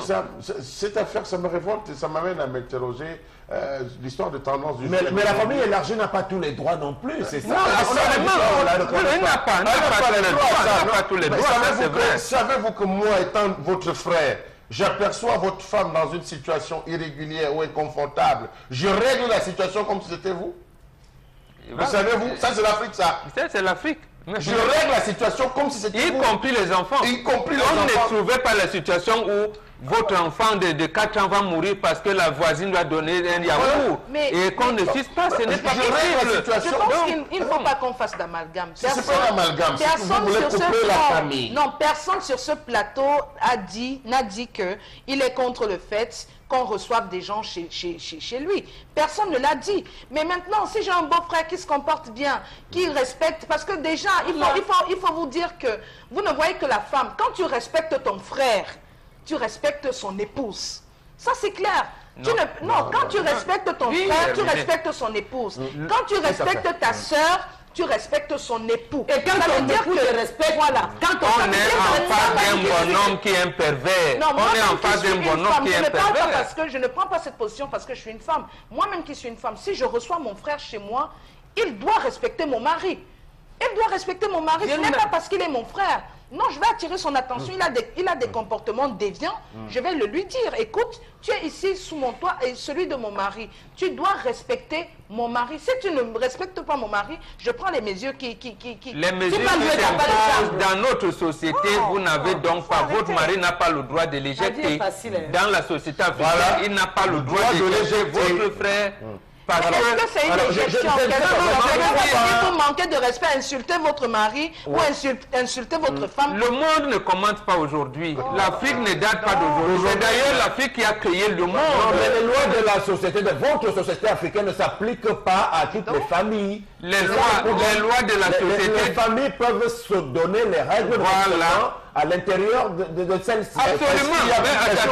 Mais pardon. Les lois de la société moderne voudraient que 2 hommes se marient aujourd'hui. Et on est même en train de vous imposer ça. Non, c'est l'amalgame. C'est des organisations sociales. Vous ne pouvez pas prendre un pan et refuser l'autre. Nous vous disons que revenons dans le consensus africain. C'est-à-dire que dans ce méli-mélo-là, dans cet embrouillamini, les désorganisations de la famille ici, les célibats là, la mendicité par-ci, les enfants qui ne vont pas à l'école, la solidarité dont on prône. On vous dit, les mesures sont dans la tradition africaine. Mais quand on vient, on dit, la loi dit que la loi, non. C'est pour cette raison que Charles Amel, moi, vous disait tout à l'heure que dans le cas précis, si la femme est vraiment embarrassée, parce que c'est le cas, on va condamner l'homme, qu'elle appelle sa famille et sa belle famille, on commence à taper sur ce garçon. Voilà, la loi, taper sur ce garçon. Et donc on ne fasse pas comme si, comme mon mari n'est pas là, c'est moi. La loi, très bien, merci. La loi comme les traditions sont créées par des hommes. Et aucune œuvre n'étant parfaite, il peut y avoir des manquements. Quand il y a des manquements, on fait des réformes. C'est pour ça que ça existe, les réformes. Dans vos traditions ne sont pas des dogmes parce que... Il y a eu des réformes. Connaissez d'abord ce qui existe comme norme avant de faire. Non, les traditions... Pourquoi? Les traditions que vous mettez en avant... Les traditions que vous mettez en avant sont... conçus par des hommes, des êtres humains, et ce n'est pas des... Et c'est évolutif. C'est évolutif et ça peut avoir des manquements. À quel niveau? Dites-nous ici. À quel niveau? Oui. À plusieurs niveaux. On n'a pas assez de temps pour étendre le Non, nous avons un cas de débat. C'est ça le débat. On a un débat. Dites-nous de ça à côté ici. Quand vous rejetez les lois juridiques, pourquoi vous voulez... On ne rejette pas, sinon on n'enverrait pas la femme au service social. Vous rejetez. Si vous parlez en même temps, on n'entend plus personne. Soyons disciplinés sur le plateau. Ça veut dire quoi? Il y a un cas précis qui J'ai la parole maintenant. On sort de ce sujet. Merci beaucoup. Je crois que l'histoire, elle est connue maintenant. Chacun peut se donner sa propre opinion. Il n'y a pas de souci. Mais Guy, on va prendre la suite maintenant avec les réseaux sociaux. Parce qu'on s'est un peu laissé embarquer par l'histoire. Et on a compris les points de vue des uns et des autres sur le plateau. Ouais, c'est toujours chaud avec les deux matadors qui m'entourent. L'actualité des réseaux sociaux, donc à présent. Merci Sam Sévérango. Eh bien, la revue des réseaux sociaux sera rythmée encore par cette actualité relative au décès de Monseigneur Jean-Marie Benoît Bala, donc qui a connu beaucoup de soubresauts ces dernières heures. Donc hier, il a été conduit à sa dernière demeure. On lui souhaite que son âme repose en paix. Cependant, on va parler aussi de ces révélations qui ont été faites par son neveu, qui estime que est hors de question qu'on parle ici d'un cas de suicide parce qu'il a été, selon lui, dit le dernier a conversé avec son oncle jusqu'à 21h le jour, même le soir de sa disparition, où son oncle lui disait, avant de raccrocher, qu'il était couché et qu'il se reparlerait le lendemain. Donc, entre autres aussi, on a cette actualité donc pendant le déroulement des obsèques du côté de Bafia, où le ministre de la Justice, garde des Sceaux, Laurent Esso, a été hué par les populations et cela a été applaudi par le clergé. Donc, ça a été pris de diverses façons, interprété de diverses façons par les internautes qui estiment que peut-être que le clergé qui applaudit est rentré en solidarité avec ces populations qui estiment peut-être que la justice jusque-là ne fait pas tout à fait son travail, et surtout que Monseigneur Samuel Cléda a réitéré la position de la conférence épiscopale selon laquelle Monseigneur Jean-Marie Benoît Bala a été bel et bien assassiné et ils attendent que les enquêtes poursuivent leur cours et que la justice fasse son travail. Très bien, il faut dire que le personnage du garde des Sceaux, il a été bien malheureux parce que beaucoup ont pensé qu'il n'avait pas à être désigné pour cette occasion, que ce n'est pas lui qui devait vraiment aller représenter les chefs de l'État en cette cérémonie. Pourquoi pas lui? On pensait les uns simplement, vous l'avez dit, parce que c'est lui qui est à la tête du corps judiciaire camerounais. Et cette justice qui est en train de torpiller les enquêtes, et c'est ce qu'a encore réitéré Monseigneur Samuel Cléda. C'était assez compliqué quand même pour le garde des Sceaux hier. Charlemagne. Oui, je pense que c'était très compliqué et avec aussi, il faut le dire, les attentes des fidèles de l'Église catholique de Bafia qui attendaient beaucoup de l'administration de nos gouvernants, surtout du chef de l'État. Ils attendaient au moins une sympathie, une compassion à leur douleur qu'ils éprouvaient. On a vu lors de décès par accident du général Kodi, des généraux, je pense que le général, les colonels, on a vu la mobilisation qui avait été faite, on a vu tout ce qui a été dit, mais il y a eu un silence au niveau plus haut sommet de l'État. Les populations n'ont pas essayé de comprendre avec tout ce qui se disait à gauche et à droite, les sorties du président, du procureur général, les sorties de Monseigneur Cléda, chacun qui devait se faire, l'homélie aussi très ouvert de Monseigneur Akonga. Alors il faut dire que les fidèles ont essayé de se trouver une route. Et vous savez, quand vous ne parvenez pas à renseigner quelqu'un sur une question dont il attend les réponses, il se fait sa propre idée. C'est ce que les populations de Bafia se sont fait. Ils se sont fait à l'idée que bon, c'est l'administration. Et puis il y a des faits qui quand même ont un peu attiré mon attention. C'est la décoration. Est-ce que dans une république comme celle-ci, on décore quelqu'un qui s'est suicidé? Ça, il faudrait bien qu'on se pose, et même si cela relève, on va le dire, du pouvoir discrétionnaire du chef de l'État, mais quand même, on n'a jamais entendu qu'on a eu à décorer quelqu'un, quelqu'un qui s'est donné la mort. Ça ne fait pas partie. Alors pourquoi l'a-t-on décoré? Est-ce que quelque part, ce n'est pas une forme de reconnaissance? Il y a tellement de choses qui sont en train de se dire, et voir comme ça le ministre ou toutes ces autorités qui étaient là, parce que je tiens à vous préciser que pour avoir vécu en images diffusées sur la télévision, sur la chaîne Equinox, j'ai pu me rendre compte qu'il y avait une sorte de froid. Il y avait un froid qui planait, on ne voyait pas ces autorités proches des évêques du genre ça va aller, on ne voyait pas ces autorités proches. Il y avait une très nette distance entre eux qui marquait une certaine froideur. Et je crois que ceux qui sont allés réceptionner le corps, qui ont accompagné le corps, se sont rendus compte eux-mêmes aussi qu'entre l'Église et l'État, il y a une sorte de fracture grave. Et je crois que c'est ça. Et ça a commencé même le jour du début des obsèques, parce qu'on a vu le Premier ministre ce jour-là qui n'était pas sur les lieux. Il a préféré se retrouver sur un tout autre endroit où il y avait une fête du patrimoine camerounais. Donc, jusqu'à hier, c'était toujours Laurent Esso dans une position nettement inconfortable, tendance. Tu as pu le voir? J'ai vu sur les réseaux sociaux, comment les gens l'ont même insulté. Votre problème, c'est quoi? Donc, il ne fallait pas qu'il assiste au deuil. Non, c'est pas ce qu'on a dit. Hein. Non, j'ai dit parce que les gens l'insultaient là-bas, que tu es même parti au deuil, faire quoi? Donc, c'était mieux qu'il reste là, il regarde seulement à la télé. On ne chasse pas quelqu'un au deuil.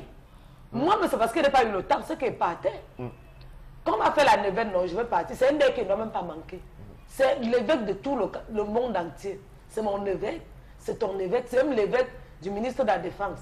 Tellement les gens, ça peut-être tu n'as pas vu sur les réseaux sociaux, les gens l'ont, des gros mots, on insulte les gens.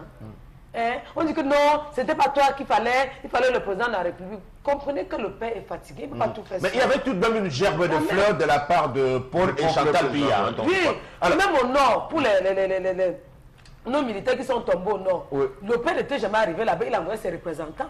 Donc ça veut dire qu'il est fatigué, il ne peut pas tout faire seul en même temps. Très bien. Bon, est-ce que Laurent Esso peut saisir cette occasion, à la suite de ce qui est arrivé hier, pour vraiment faire en sorte que la justice qu'il représente aille jusqu'au bout comme cela est demandé?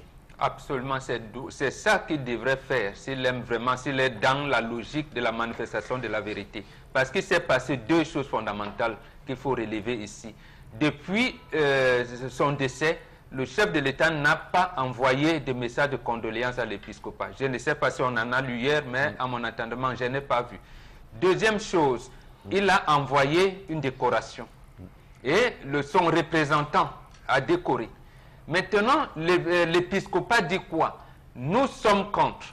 Vous qui faites entrave à la manifestation de la vérité, magistrats, avocats, tel, ils ont cité. Ça veut dire qu'il y a des gens qui entravent la manifestation de la vérité.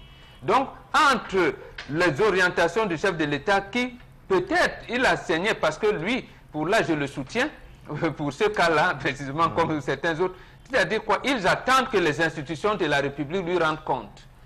Il attendait, un évêque est mort, il s'est-il suicidé, a-t-il été assassiné? Il attend. Ça veut dire que jusqu'à la dernière minute, il n'avait pas la bonne information, je veux dire venant officiellement des institutions. Quand il l'a donc finalement, il envoie la médaille. Et pourquoi donc? Vous allez remarquer que le communiqué du procureur général n'a pas d'en-tête du parquet général. C'est-à-dire à le cacher. Et le même procureur général est conduit l'huissier de justice commis par l'épiscopat lorsqu'on venait reconnaître le corps. Donc, voilà des faits qui sont... Maintenant, si le ministre Laurent Esso, qui est en charge de la justice, et voilà, l'épiscopat qui dit qu'il va porter plainte contre X avec constitution de partie civile, en disant même... Ça veut dire, donc, on lui dit, monsieur le ministre, pour le moment, c'est vous qui êtes là. Nous vous disons qu'il y a entrave à la manifestation de la vérité. Et je crois que c'était plutôt bien, en fait, moi, à mon sens, c'est bien, donc, je pense donc que le président de la justice qui soit là. Je soutiens encore une fois le président de la République qui l'a envoyé. Il aurait pu envoyer le Premier ministre, mais c'est bien d'envoyer le ministre en charge de la justice. Voilà. Est-ce qu'on a pu remarquer aussi, Megui, au passage, que l'Église, finalement, est unie sur le sujet? Parce qu'à un moment, on craignait une scission au sein de l'Église du fait de la lenteur avec laquelle l'archevêque de Yaoundé s'est prononcé, mais hier, il était obligé d'emboîter le pas à tous les autres en lançant cet appel solennel en disant tout témoin, toute personne susceptible d'avoir une information est comme un appel à témoin. Un appel à témoin, finalement, de la part de Monseigneur Jean Bargadon. Et définitivement, toute l'Église catholique, on peut le dire aujourd'hui, est... Et c'est une nouvelle heureuse, justement. Il fallait que l'Église soit unie, justement, pour faire bloc, pour exercer une pression conséquente sur, je vais dire, la justice. La justice pour que les enquêtes soient menées à bien. Et surtout qu'il faut le dire, ceux des prélats qui ne se seraient pas montrés solidaires à la position de l'Église catholique entière auraient suscité assez de suspicions.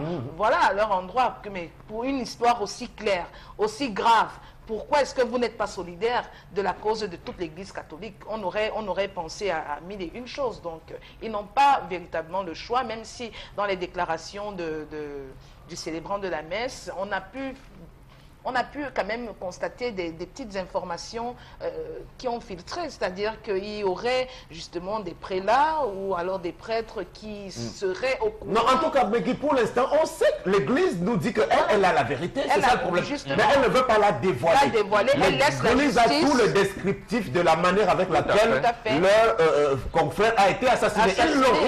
Ils ont tous les détails, vraisemblablement. Maintenant, c'est à la justice, puisqu'on est dans un état de droit, c'est à la justice de nous livrer cela, finalement. Oui, l'autre détail, non moindre, c'est que l'Église a voulu communier avec tout le peuple.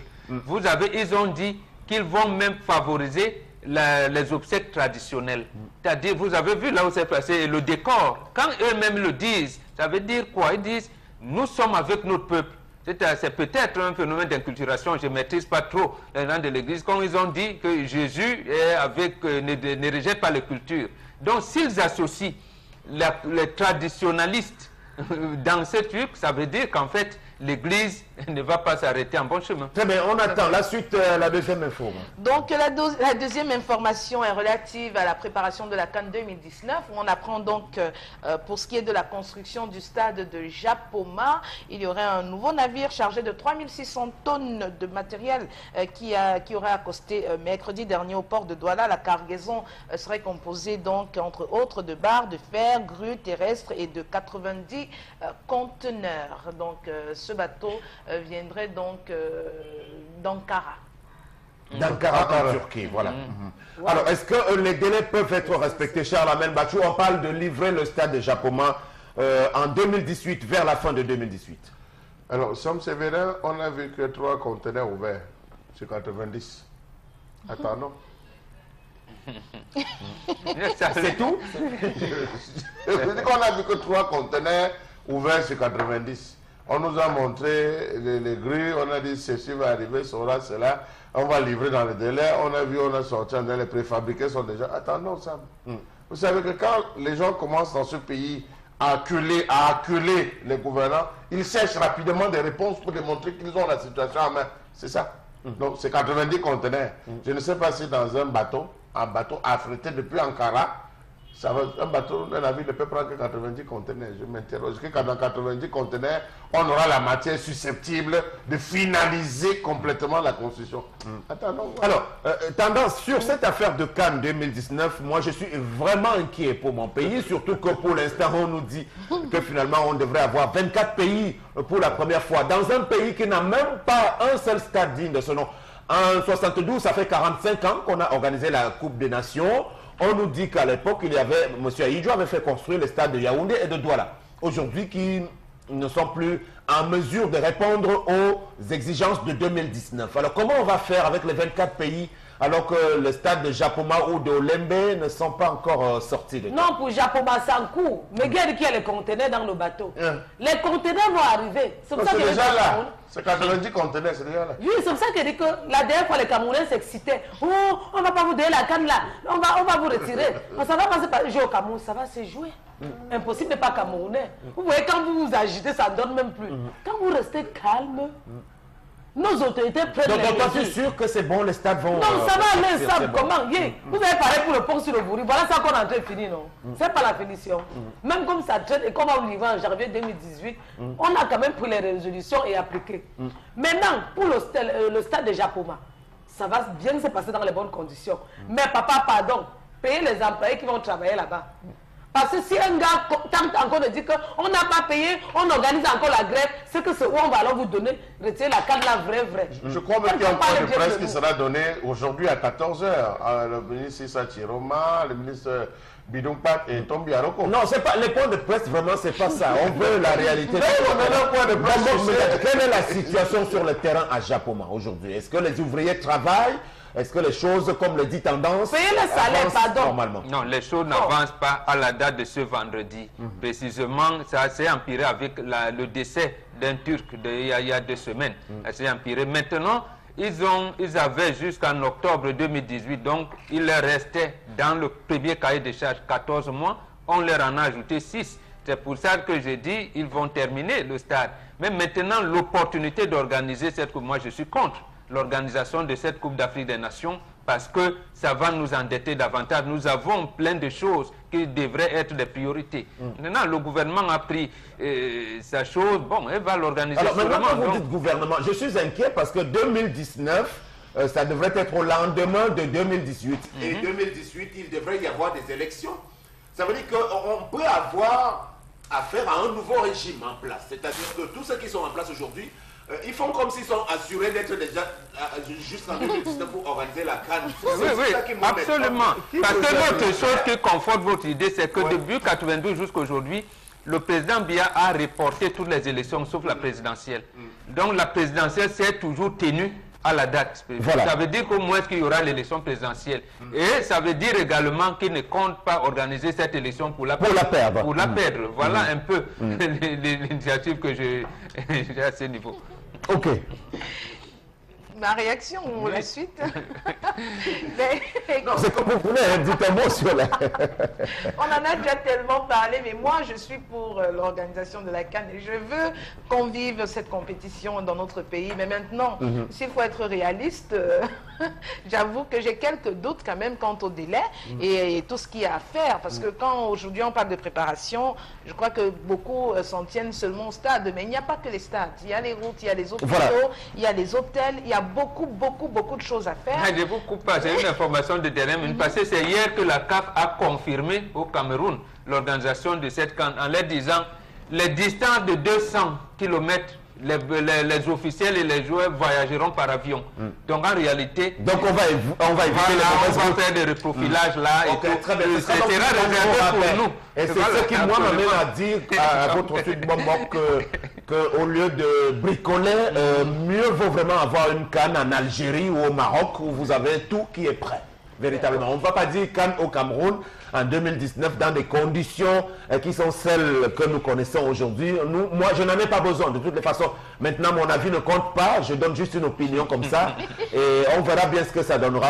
Il y a tous ceux qui sont sûrs de l'organiser alors qu'ils ne sont pas sûrs d'être aux affaires. Le président de la PECAFOOT, lui, il est plus qu'optimiste. Il a dit qu'il sait que c'est faisable et que ce sera bien. Et que ce sera bien. D'ailleurs, que le Cameroun innove et est toujours premier en beaucoup de choses. C'est-à-dire que l'un des pays qui, après avoir gagné une CAN, organise immédiatement après la prochaine CAN et qu'on sera encore le premier pays à organiser une CAN à 24 équipes. Voilà, et on voit l'ironie avec laquelle vous... Félicitations, merci. Et il y aura une élection à la PECAFOOT en mai. Non. La PECAFOOT elle-même sera une élection fédérale en mai, en 2019. Mai 2019. Mai 2019, un peu avant la CAN. Dernière chose en une minute. Mais voilà, on va aller du côté de Ndokpassi 3, où les commerçants de ce marché-là crient à l'arnaque par rapport au prix de location des boutiques. On se rappelle que les commerçants qui occupaient les trottoirs ont été... déguerpis, voilà justement, et il leur a donc été proposé de prendre des boutiques en location et le taux fixé pour la location par mois était de 20 000 francs. Apparemment, ce taux a changé, il est passé de 20 000 à 30 000 francs et des locations qui devaient aller sur 8 ans, 2 mois. Donc les commerçants donc crient à l'arnaque, ils estiment que c'est beaucoup trop cher, 30 000 francs c'est beaucoup trop cher, autant mieux les laisser encore où ils étaient et ne pas leur proposer ces boutiques-là. Voilà, Charles Hamel, c'est un vieux problème. Bon, finalement, le projet, malgré tout, il avance. Vous nous apprenez que tous ces anciens commerçants sur l'ancien site qui faisaient blocage au lancement des activités de ce nouveau complexe commercial ont finalement été déguerpis avec la force publique aussi. Tout à fait. Alors maintenant, au niveau des attributions des boutiques, on voit que c'est prohibitif.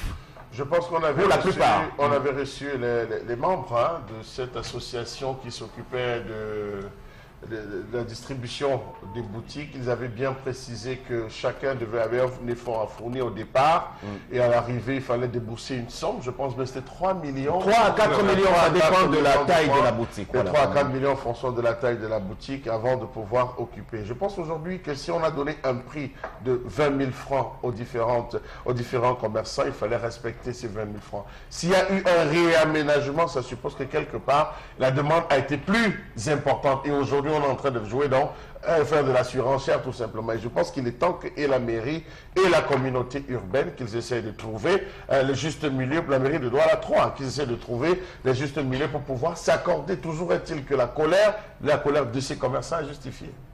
Oui, tendance. Tu es passé par là parce que comment ce marché-là, voilà. Les gars disent qu'à l'heure, si est mieux, on reste en route. Moi, il me dit qu'en vous enlevant ma route, c'est pour votre bien. Ah non, je suis là, c'est les accidents tous les jours. Si une voiture vient vous écraser à bord de vous allez dire quoi? Papa, ça ne veut pas pourtant dire que vous qui avez construit les marchés, vous allez prendre cher. Vous-même, vous savez que les temps sont difficiles au Cameroun. Cherchez seulement à arranger, que chacun essaie de trouver son compte là-bas. Étant en route même, vous n'êtes pas en sécurité. Tous les jours, les freins des voitures, des camions lâchent. D'ailleurs que je ne souhaite pas. Il faut seulement qu'on essaie de voir comment on va faire pour baisser le prix, pour que vous vendez. Moi, je ne veux même plus que vous restez où il y a le soleil. quittez où il y a le soleil, quittez dans la pluie, vous entrez dans les boutiques. Mais vous qui avez construit les boutiques, donnez au prix que chacun doit trouver son compte. Je parle mal, Megui. Non, je suis dans de la vie. Je parle mal, Bombok. Non, je suis de ton avis. Mais c'est comme ici, comme ce partenariat public-privé, il faudrait vraiment que gagne, parce que le privé qui a aidé la construction de ce marché doit aussi entrer dans ces investissements. Absolument. Donc, vraiment, moi, j'ai pris ces commerçants d'intégrer. Ils peuvent encore renégocier. Si c'est 30 000, je trouve être beaucoup, peut-être à 25 000, mais vraiment qu'ils quittent et qu'ils intègrent les boutiques. Comme ça, ils peuvent toujours avoir... C'est bien compliqué parce que de la bouche du porte-parole de ces commerçants indignés, M. Robert Feuillant, ils sont déterminés. Ils ne sont pas en mesure de s'octroyer ces boutiques-là au prix qui sont fixés par le GIC Ascovem en partenariat avec la mairie d'arrondissement de Douala 3e, de Job Théophile Kwablan. Je dois corriger quelque chose. Charles, je crois que la communauté urbaine de Douala n'a rien à voir avec ce complexe commercial parce que cette communauté urbaine aurait dû elle-même déjà mettre sur pied un marché de même type au marché Congo. Un vrai projet qui n'a jamais sorti de terre. C'est le super-maire. On parle du marché de Deido, c'est ça? Je dis c'est le super-maire. Le marché de Deido. Dont la construction est prévue sous une somme de, je sais pas, 6 milliards. Beaucoup de milliards sur le papier. Deido, ça dit. Il va faire ce qu'il a l'habitude de faire, M. Friston-Etonet, c'est signer des conventions de partenariat, comme on a fait avec Congo, et cette entreprise américaine qui est arrivée, qui devait tout faire, disparition. C'est comme ça ce pays. Voilà, merci. Donc, c'était l'actualité du marché de Ndokpassi qui est toujours en train d'alimenter la polémique. En attendant que tout le monde s'accorde, nous, on va prendre la suite de ce programme à l'instant. C'est Interpellation.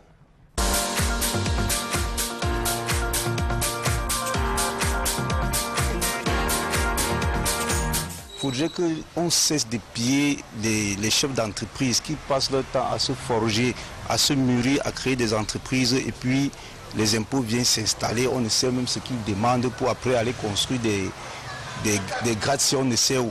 Donc il faut qu'on limite un peu des choses. Permettez aux chefs d'entreprise, ceux qui ont des idées créatives, d'aider aussi les autres.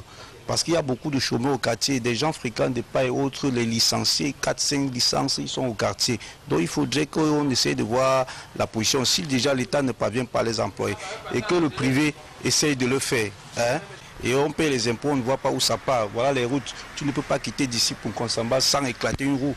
Hein. Tout est cassé en route là, partout. On dit seulement les routes de Yaoundé qui sont un peu bien. Hein. Oui, mais celui de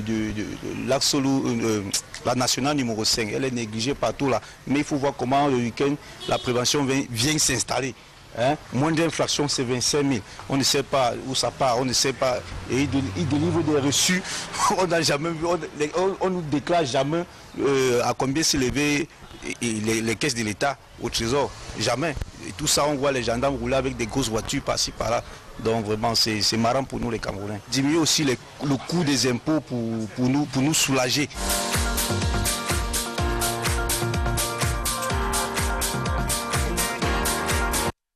Voilà, il a évoqué beaucoup de choses. J'en retiens 3 principalement. Les grosses voitures, pas seulement des gendarmes, mais de ces hauts fonctionnaires qui sont au corps de l'administration camerounaise. Il y a aussi le phénomène des mauvaises routes entre Douala et Konsamba, il l'a dit, et également, entre autres choses, notre compatriote.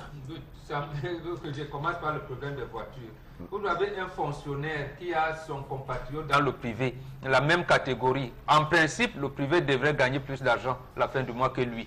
Mais le privé n'arrive pas à s'offrir la même voiture que lui. Là, c'est quand même embêtant. C'est embêtant. L'autre chose, c'est qu'il dit les hommes d'affaires, on devrait leur donner la possibilité de recruter. C'est vrai, mais dans un pays où on n'encadre pas les hommes d'affaires. Mais on préfère, pour le cas que nos confrères de l'aide du Sahel nous disaient ce matin, comment les entreprises tchadiennes viennent gagner le marché au Cameroun et que les entreprises camerounaises les perdent. Parce que ici, si on veut les encadrer, on peut leur attribuer des marchés d'autorité. C'est-à-dire, on a créé au Cameroun une bourse de sous-traitance, c'est-à-dire des PME camerounaises qui devraient encadrer, faire des marchés des multinationales Et le quota, c'était 30%. Mais le gouvernement n'arrive pas à imposer aux multinationales une sous-traitance à hauteur de 30%. Voilà pourquoi il y a ce chômage. Il a parlé aussi des impôts, tendance, parce que même pour les plus petits commerçants aujourd'hui, au-delà de ce qu'on appelle souvent l'OTVP, qui est une véritable arnaque aujourd'hui de la part de beaucoup de mairies de la place, vous avez qu'aujourd'hui, on parle d'élargissement de l'assiette fiscale, donc de plus en plus, c'est les plus faibles des Camerounais qui payent le plus d'impôts. C'est paradoxal. Hein? L'OTVP, là, je sais de quoi je parle, et les impôts. C'est ça qui va nous tuer. Je ne savais pas que pour payer les impôts, on mesure... Ils ont dit quoi qu'on mesure en mètres carrés, ou c'est la longueur, quoi de l'espace que vous découpez. Est-ce que je savais même? On te mesure l'espace jusqu'à pour toi vient. Et le prix, ce n'est pas le genre qu'on fait qu'on négocie, que ouais, pardon, l'espace là, est-ce qu'on peut... On ne négocie pas l'espace, c'est comme ça que tu dois payer. Aujourd'hui, tu vois une personne qui est salon de coiffure, peut-être une jeune fille qui n'a pas assez d'argent, qui a peut-être son petit salon de coiffure. C'est les impôts qui font en sorte qu'elle fait. Parce qu'elle doit payer la location. Elle doit payer le TVP. Dans parlons, c'est la mis 2 maigres mèches dehors. C'est d'abord le TVP. Et le prix est cher jusqu'à... Moi, je propose que si on pouvait donner un montant à tout le monde, pour qu'on s'en sort. Quand tu as un petit truc comme ça, on vient dire que le maître carré avait fait pour le gros français de l'école. C'est énervant. Donner le montant fixe. Pour que chaque citoyen en taclant, même c'est que non. Si je tacle par jour, je mets seulement 500 francs dans la caisse, à la fin du mois, je peux payer comme ça mes impôts jusqu'à ce que j'ai fini l'année. Pas que chaque jour, et quand tu ne payes pas, on rôde tout devant toi chaque jour. Fixe un taux fixe pour tout. Un montant pour ça dépend des commerces. Lui, ça dépend de ce que tu fais, Megui, de ta boutique. Si tu as une petite boutique, on sait que bon, par an, tu peux payer les impôts peut-être 30 000 francs. Là, ça dépend. Une grande boutique, on sait que par an, tu peux payer les impôts peut-être 50 000 francs. Là, ça dépend. Donc on essaie de voir comment on va s'en sortir. Quand on mélange les impôts avec le TVP, on paye. Pas qu'on paye le TVP à part, on paye les impôts à part. Parce que ça part dans les mêmes caisses. C'est les mêmes gens. C'est tout la mairie. C'est comment? Oui, Charles Lamé. Oui, moi je vais dire que, écoutez ce qu'a dit le compatriote. Les problèmes, on ne peut que vivre avec ces problèmes, d'autant plus qu'on ne cesse de les décrier au jour le jour. On ne cesse mais vivre dans l'indifférence aussi, ça sans rien fait, parce que les Camerounais sont assez indolents aussi, il faut le reconnaître. Hein. Non, je suis d'accord avec vous, mais dites-vous, Sam Sévérin, que lorsqu'un individu est jeté en route, il sort d'une gendarmerie, on l'envoie en route, il arrive en route 2, 3, 6 mois plus tard, il s'achète une VX. Il n'y a pas une enquête qui devrait être menée pour essayer de comprendre. On apprend que celui qui est en train de gérer l'autoroute, il est en train de bâtir, parfois c'est un chalet, un petit chalet, si c'est même pas un chalet, c'est un duplex qu'il est en train de faire. Je crois qu'il y a des enquêtes en interne qui devraient être menées pour essayer de justifier, de vérifier l'origine de cet argent. Mais lorsque vous avez X qui va prélever sur en t'envoyant en route, je sais que tu vas me ramener 100 000, tous les jours tu vas te battre à me ramener 50 000, je ne commence à ne plus contrôler ce que tu fais. Sur ma tête, lorsqu'on va m'appeler pour me dire mais comment fonctionnent tes éléments, je vais dire fonctionne bien parce que je sais que je paye la route. Donc c'est ça le système, c'est une chaîne. Chaque individu n'est que le maillon de cette grande chaîne où on verse à chaque niveau des impôts. Celui qui descend dans la rue pour venir regarder la boutique, on vient voir la boutique de Charles Armel. Oui, vous n'avez pas payé les impôts. Ouais, patron, vraiment, boss, il faut laisser comme ça, là, je glisse. Il récupère un peu, il s'en va. 3e, 4e, 5e, 6e boutique. Lorsqu'il arrive le soir, le patron dit, mais vous êtes descendu, vous avez fait quoi? Non, boss. Vraiment, tous ceux qu'on a rencontrés ont tapé la main, ils ont réclamé la tolérance administrative. Voici le peu qu'on a pu ramener, boss. Bon, ok, vous repartez dans 2 semaines. Voilà comment ça fonctionne. Vraiment. Tant qu'il n'y aura pas un système rigide et qui va faire en sorte que les gens sont bien rémunérés, ce qui les empêcherait d'aller prendre des pots de vin en route, on ne pourra pas sortir de là.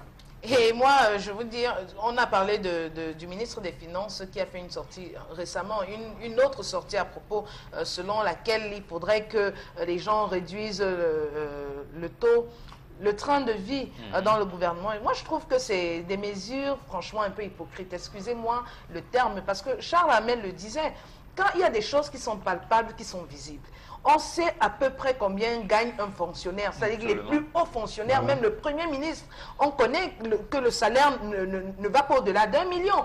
C'est ce qu'on sait. Mais quand on voit quelqu'un qui vit, qui est dans son parking, a 10, 15 voitures, qui a des palais Mais attendez, on n'a pas besoin, à partir de ces éléments, on n'a même plus besoin d'aller faire une enquête dans ses comptes pour savoir ce qu'il a. On comprend immédiatement qu'il y a un problème. Donc vraiment, laissez-nous les histoires. Non, disons que sur les éléments de rémunération et autres avantages, même des directeurs généraux, parce qu'il y a une étude qui a été faite partant du cas de l'actuel directeur général de la CNPS, que, ça va chercher au total dans les 22-23 millions. Donc il y a beaucoup de rubriques qui rentrent en jeu. Et c'est ça qui fait... Voilà, maintenant c'est difficile de contrôler cela. Non, c'est lui le ministre des Finances qui doit faire des propositions. Qu'on ne nous prenne pas pour des imbéciles, ce n'est pas difficile de contrôler. On arrête des gens quand ils se sont déjà enrichis. Quand un directeur général est nommé, c'est lui qui met en place, je ne sais pas, ou alors il vient trouver cela en place. Non, c'est lui qui vient trouver cela en place. Mais ce que Mehdi dit, c'est que quand il dit qu'il veut réduire, c'est lui qui connaît le type de voiture et c'est lui qui contrôle les lignes de dépenses. Il peut vous dire, dans les dépenses de mission ici, vous avez dépassé le truc, maintenant réduisez. Donc c'est lui qui doit faire la proposition au gouvernement disant on sait que les gens fonctionnaires de telle catégorie ne devraient plus avoir tant nombre de bons de carburant. On les réduit, tant nombre de véhicules. On sait que les gens volent. On sait que quand on arrête quelqu'un, on dit l'opération Épervier, c'est quand il a déjà accumulé des milliards. C'est-à-dire qu'on a constaté, s'il y avait un suivi, on aurait constaté des irrégularités dès les premiers mois. Mais malheureusement, on l'espère. Aujourd'hui, on nous parle de M. Bemengue qui serait en train de fuir le Cameroun. Mais il a fait combien de temps au poste qu'il occupait? Près de 19 ans. Près de 19 ans. Et les malversations financières ont été constatées depuis. Pourquoi ce n'est que maintenant qu'on réagit quand il a déjà accumulé des milliards, Donc moi je dis, ça c'est des sorties hypocrites. Ils savent quoi faire, le gouvernement. Ils savent quoi faire. On ne demande pas de réduire, mais on coupe. C'est tout. Et je vais finir avec l'état des routes. Voilà les routes aujourd'hui. Le compatriote a parlé de Douala-Konsamba, mais ça c'est rien. Tout ce réseau est pourri. Tout ce réseau est pourri. Entre Baganté et Ndikinimeki. Je dis, si vous ne connaissez pas ce tronçon, ne vous aventurez pas dans la nuit, même en journée. Vous allez faire des accidents. Oui. Il y a de gros nids de poules dans le goudron. Attendez le revêtement. On nous parle encore d'un accident cette nuit du côté de Banjoun. Je crois que c'est ici. Voilà. Devant la morgue de l'hôpital de Meaux. Voilà, où il y a eu des morts. Entre un bus et puis, je ne sais pas, un camion. Un semi-remorque pour prendre un conteneur. Voilà, c'est bien dommage. Toutes ces difficultés, un jour, on l'espère, seront résorbé. Il faut l'espérer, toujours garder espoir. Vous avez évoqué le cas du chef du département des finances. Il faut espérer que lui-même soit déjà un bon exemple. Lamine Ousmane, mais a-t-il seulement les coudées franches aussi pour aller procéder à tous ces contrôles? Est-ce qu'il a les épaules nécessaires au moment même où on les désignait? Parce que c'est bien difficile. C'est une fonction par laquelle sont passées bien de très fortes têtes, mais qui n'avaient jamais réussi à asseoir leur hégémonie là-dessus. On prend à présent un peu de divertissement avec nos amis de la Sanza Night Club. Saisonnez Club du Douala, c'est la vitesse. Votre discothèque VIP, ouvert tous les soirs, avec ses concepts innovants qui vous animent durant toute la semaine. De lundi à samedi dès 22h et tous les dimanches à partir de 18h. Saisonnez Club du Douala, c'est aussi son lunch bar restaurant ouvert tous les soirs dès 17h avec la meilleure cuisine du Douala et un billard à votre disposition.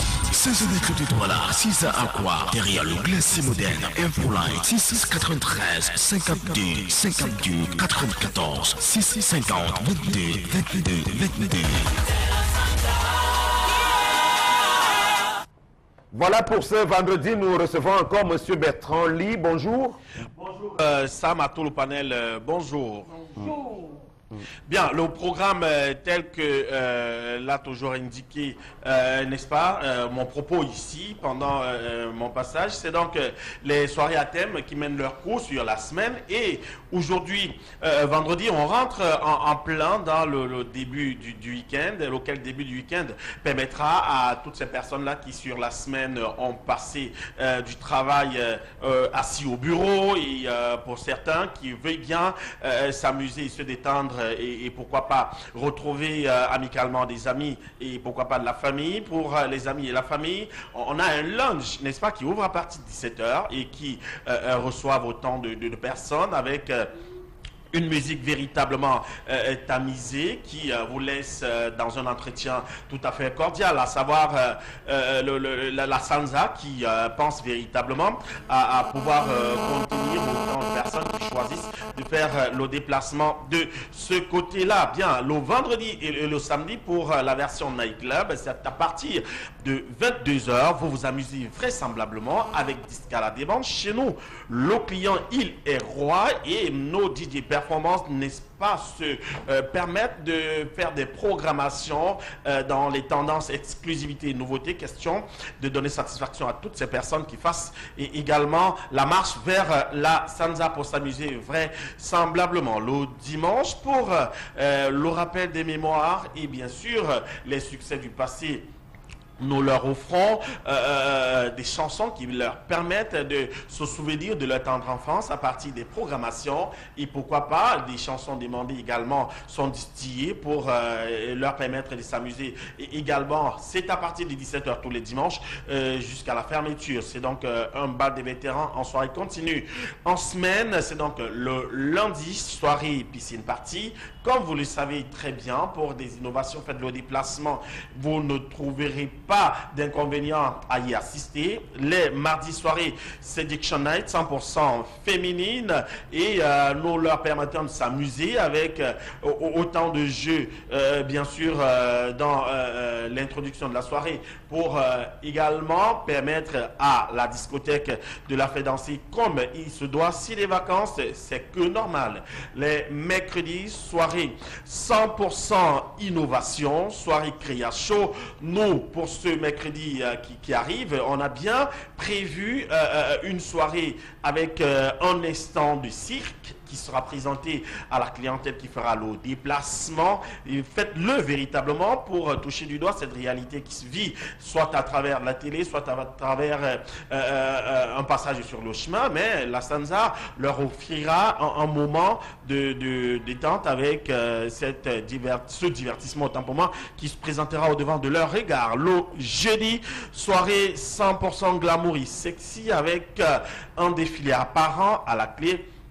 L'apparence, ceci permet à toutes ces personnes qui se sentent, pourquoi pas, capables, à même de pouvoir au pas de marche se présenter, de le faire et pourquoi pas repartir avec 115 000 francs à se partager. Nous le rappelons, vendredi de la semaine prochaine, on va renouer avec des soirées beaucoup plus hot, beaucoup plus dansantes, beaucoup plus divertissantes, avec un artiste qu'on aime véritablement, un jeune loup aux dents très très longues qui monte et qui monte et qui monte. Il s'appelle Dynastie Le Tigre à la Sanza Night Club de Douala. Pour le vendredi 11, il sera bel et bien présent.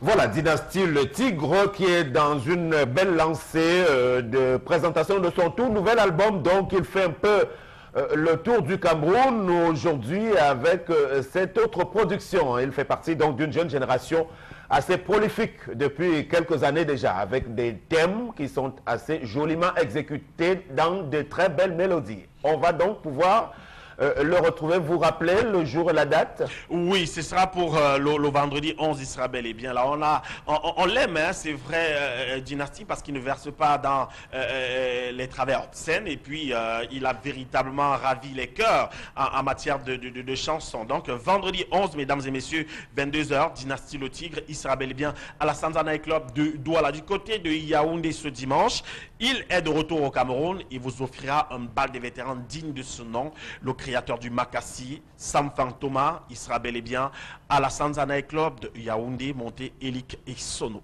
Voilà, merci beaucoup. Les rendez-vous sont donc pris et notés. C'était Bertrand Lee de la Sanza Club de Douala et Yaoundé. Kilpi, ouvert tous les soirs avec ses concepts innovants qui vous animent durant toute la semaine. De lundi à samedi dès 22h et tous les dimanches à partir de 18h.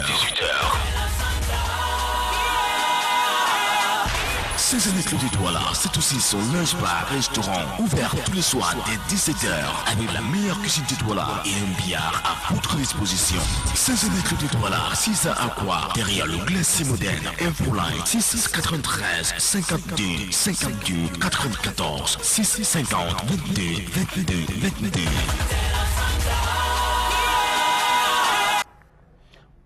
Voilà, nous sommes vers la fin de ce programme. On va, avant la conclusion, prendre quelques autres messages qui nous sont parvenus autour des différents sujets de discussion. Voilà, en l'absence du mari, la femme est le chef de la famille. Le Code civil le dit clairement.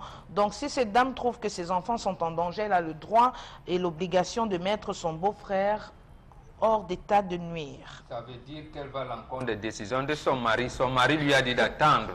Elle attend. Son mari a donné une date. Voilà, ce jeune garçon, s'il se sent capable, qu'il aille à l'hôtel, il ne doit pas venir chez quelqu'un avec ses copines. Il fait même le portier avec ses amis. C'est ça. Depuis la...